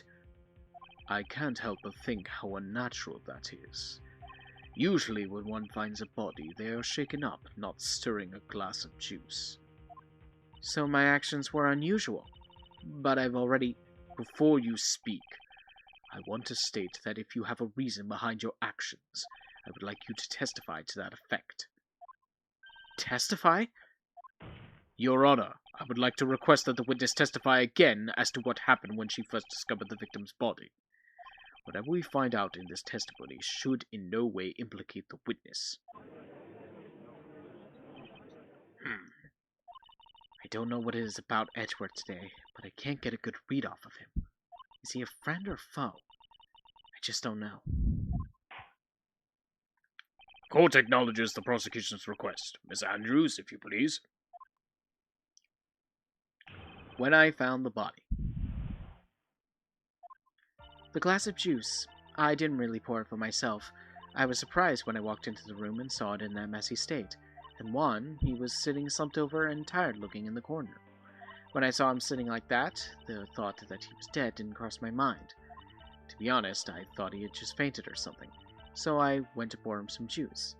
When I realized that he was dead, that's when I knocked the flower vase over. So you poured that glass of juice for the victim. Why didn't you say so in your earlier testimony? I didn't think I needed to include something so trivial. Phoenix, please be careful here.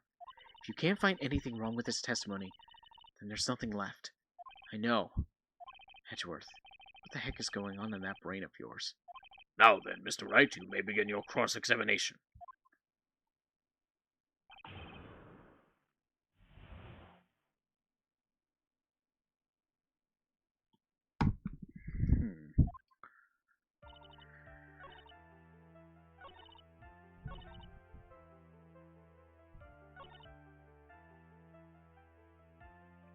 That's kind of impossible given the state he was in.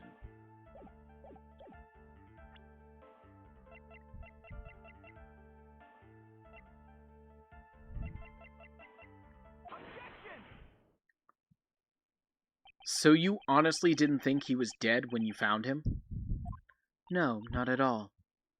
Even though this is what you saw when you discovered the body. What is the meaning of this? Isn't it obvious, Your Honor? There is a knife sticking straight out of Mr. Kurita's chest. Anyone who saw this scene would have immediately thought that here was a dead man. Well, you see... I doubt a single person in the world would mistake this for someone who fainted, and then so nonchalantly go pour something to drink.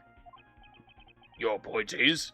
Miss Andrews, your testimony just now, it was all one giant lie. And your lie has proven one thing very clearly, that you are the real killer. No!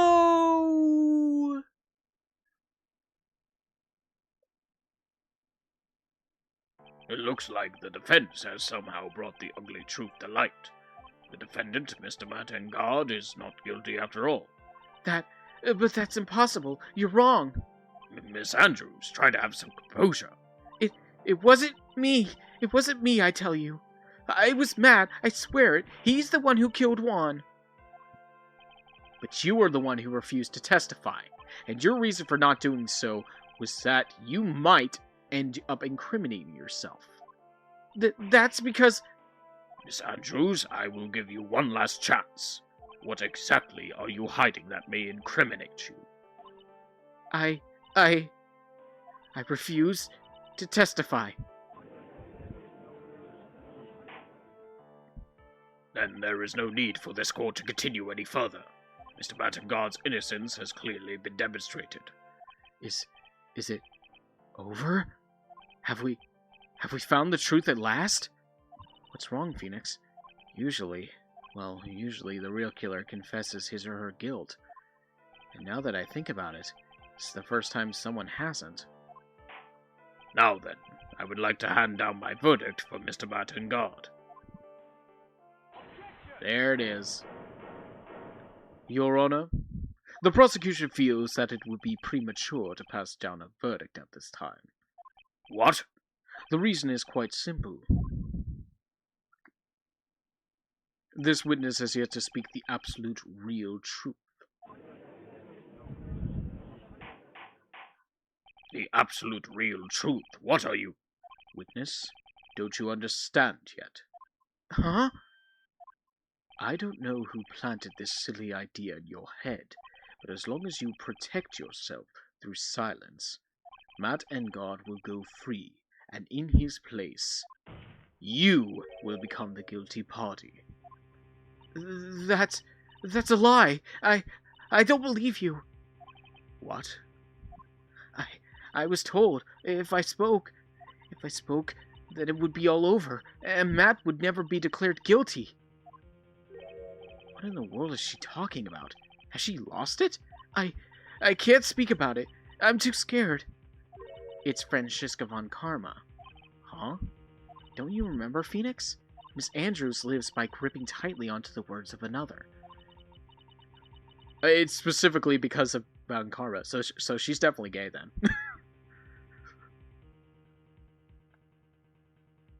Because she doesn't have the strength to believe in herself. Then, right now, Miss Andrews is... Yesterday, she was tossed a lifesaver by Miss Von Karma. Don't say a word, no matter what happens. If you do, Matt Engard will be acquitted. Miss Andrews undyingly believes in those words right now, and is clinging on to them. Then, what should we do? This is the first time I've ever come across anything like this. But Miss Andrews has to be the killer, right? All we have to do now is get her not guilty. That is my only priority. It wasn't me. I'm begging you, please believe me. I didn't kill Juan. Help. Please, someone, help me. Mr. Wright? Yes, Your Honor? Court can continue on like this, therefore I'd like to hear what you intend to do. What I intend to do? What am I supposed to do? What am I supposed to say? Right. I suggest you think very carefully about this. Think about what this witness did, and what she did not do. And think about who is the real mastermind behind this crime. Who is the real mastermind? Isn't that obvious? There's no one else it could be except the woman crying over here, right? Come now, what will you do? What kind of man are you, Mr. Phoenix Wright?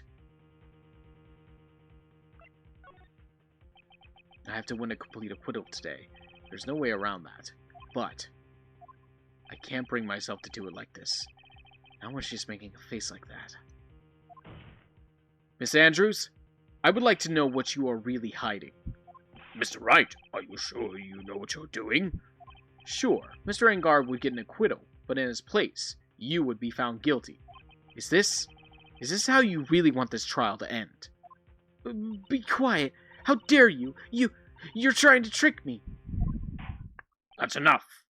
I commend you for trying, Mr. Edgeworth. However, it's clear that the defense's theory is the truth. You're wrong.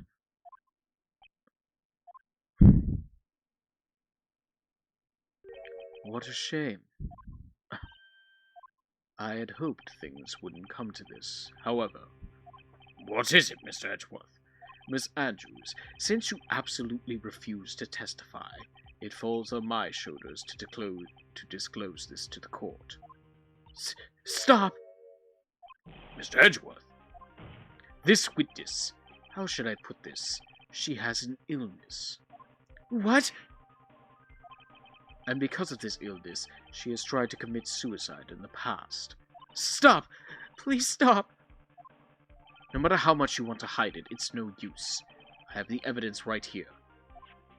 That's the second part of the suicide report. The attempted suicide report.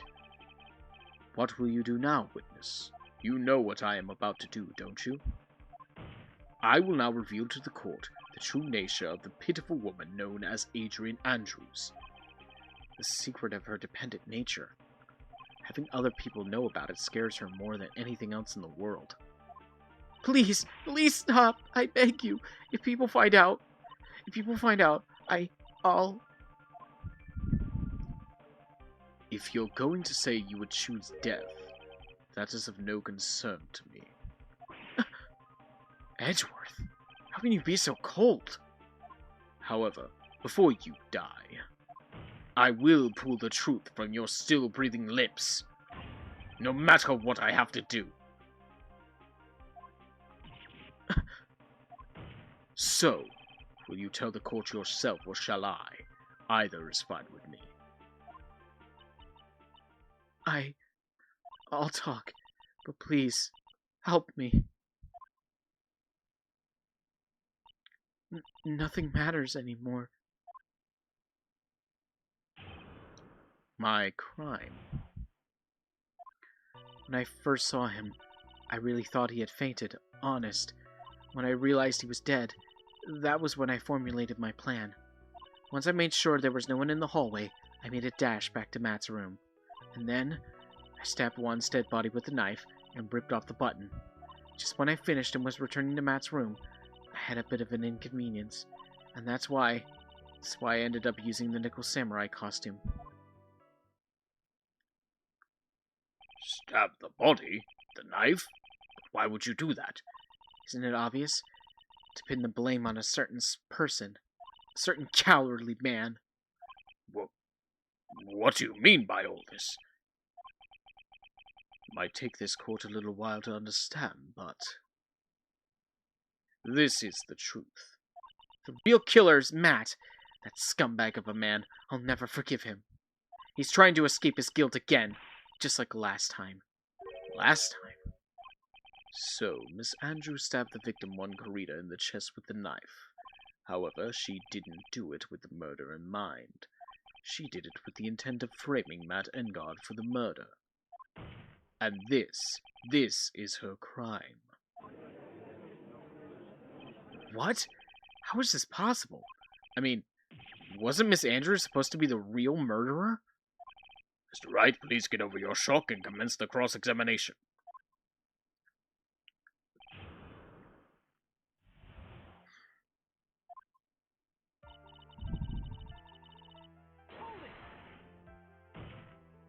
But you could tell from the state the room was in that there must have been a fight.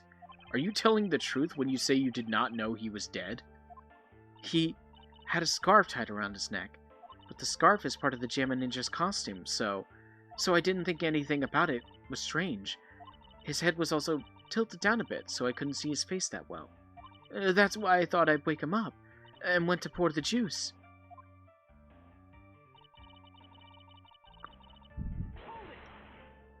What is this plan you had? I knew right away the murderer was Matt. I knew because, one, he was going to expose Matt's weakest point to the world. So Matt did this to stop Juan and silence him for good. That's when I thought I should forge some evidence and pin this crime on Matt. So the forged pieces of evidence were the knife and the button. The first thing that came to mind was to plant the knife.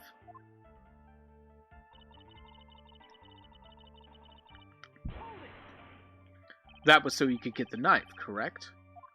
The knife Matt used at dinner had his fingerprints all over it.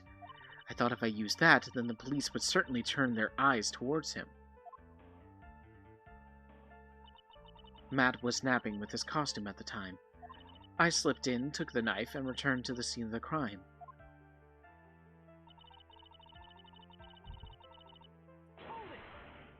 So you were the one to stab the victim with that knife?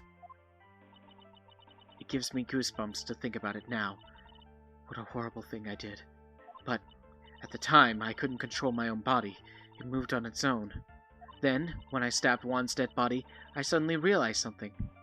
If I use the button somehow, I can make Matt look even more suspect. So you thought to rip one of the buttons off and then plant it in Mr. Engard's Akama? Yes, that's what I had planned to do. But things never go that smoothly, do they?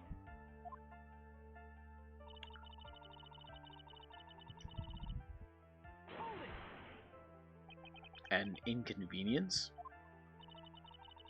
There was a woman with a camera at the ready, loitering the hallway. I'm willing to bet my spikes it was Lotta. There was also a woman with a ray gun pacing back and forth. That's Miss Oldbag for you. I had already been caught and made into a big scoop for a certain weekly tabloid once, so I couldn't very well go out looking like myself and get caught again.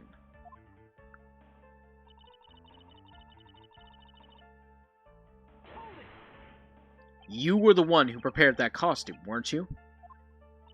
Yes, I took it from Global Studios. I also put it in Juan's guitar case the day before the award ceremony. You did this in preparation for the press conference, correct? Yes. Juan wanted to wear that costume and hold a press conference in it. He was going to disclose Matt's big secret there. And what is this secret? That I don't know. Anyway, I thought that if I were to leave Juan's room in the Nickel Samurai costume, then people would think that Matt was the real murderer. I was very careful not to leave any fingerprints when I opened the guitar case. I absolutely did not want anyone to know about the costume. I think we've heard enough. So after that, you went back to Mr. Engard's room and planted the button. Into Matt's Akama? Yes. After that, I folded up the costume I was wearing and put it into a bag. Then I snuck it out of the hotel and got rid of it. My word, what does all this mean? Mr. Edgeworth, is it? The real criminal is Matt Engard. Yesterday, that woman prosecutor set me down for a talk. Francisca, huh? She said that I should under no circumstances confess to what I had done. That if I just kept quiet, then Matt would be found guilty for sure. I had no choice but to believe in her words.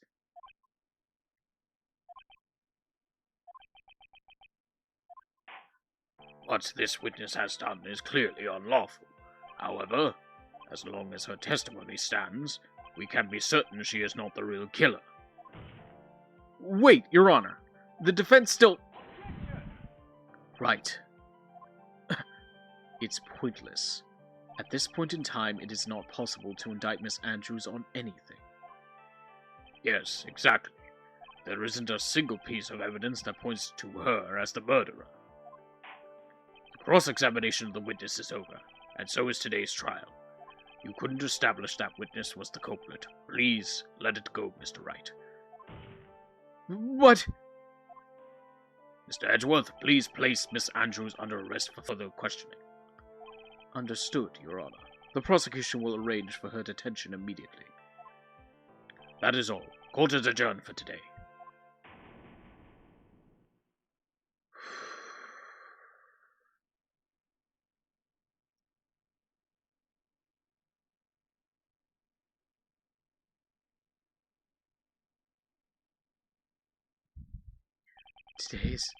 Today's trial is over. And I didn't win an acquittal. Witness, would you mind if I asked you something? Edgeworth? What is it? Before you leave court today, I wondered if I might look at one thing. The card in your hand. It's had my interest for quite some time now. What exactly is it? Oh, this? Mr. Wright also asked about this. Although I didn't remember at the time you asked me about it, Mr. Wright, I remember just now. I found this in the room on that day. The room? That day? Yes. I found this card when I discovered Juan's body. It was lying there right next to him. You found that card? Next to the victim's body? I suppose I must have unconsciously slipped it into my pocket. But it's not as if this card has any relevance to Juan's murder, right? Yeah, I guess not. But it's still a strange card, if you ask me. But as far as a clue to this case, I don't see why... Witness! That card! Give it to me! Hurry! Edgeworth? Do you have any idea what you have stupidly yet inadvertently done? I can't believe you hid this from me all this time. I didn't mean to. What is all this about? I've never seen Edgeworth so emotional before.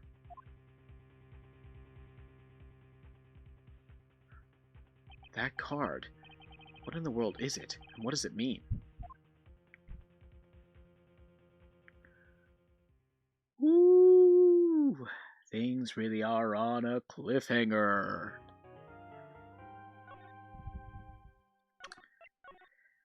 And we'll have to wait till tomorrow. That is it for me today. Whoo-wee! Okay. Yeah, I forgot they really like to make the final cases take a long time. But yeah, it's a lot of fun. Can't wait to start for tomorrow. Hopefully the investigation part won't take super long. Alright, see you next time.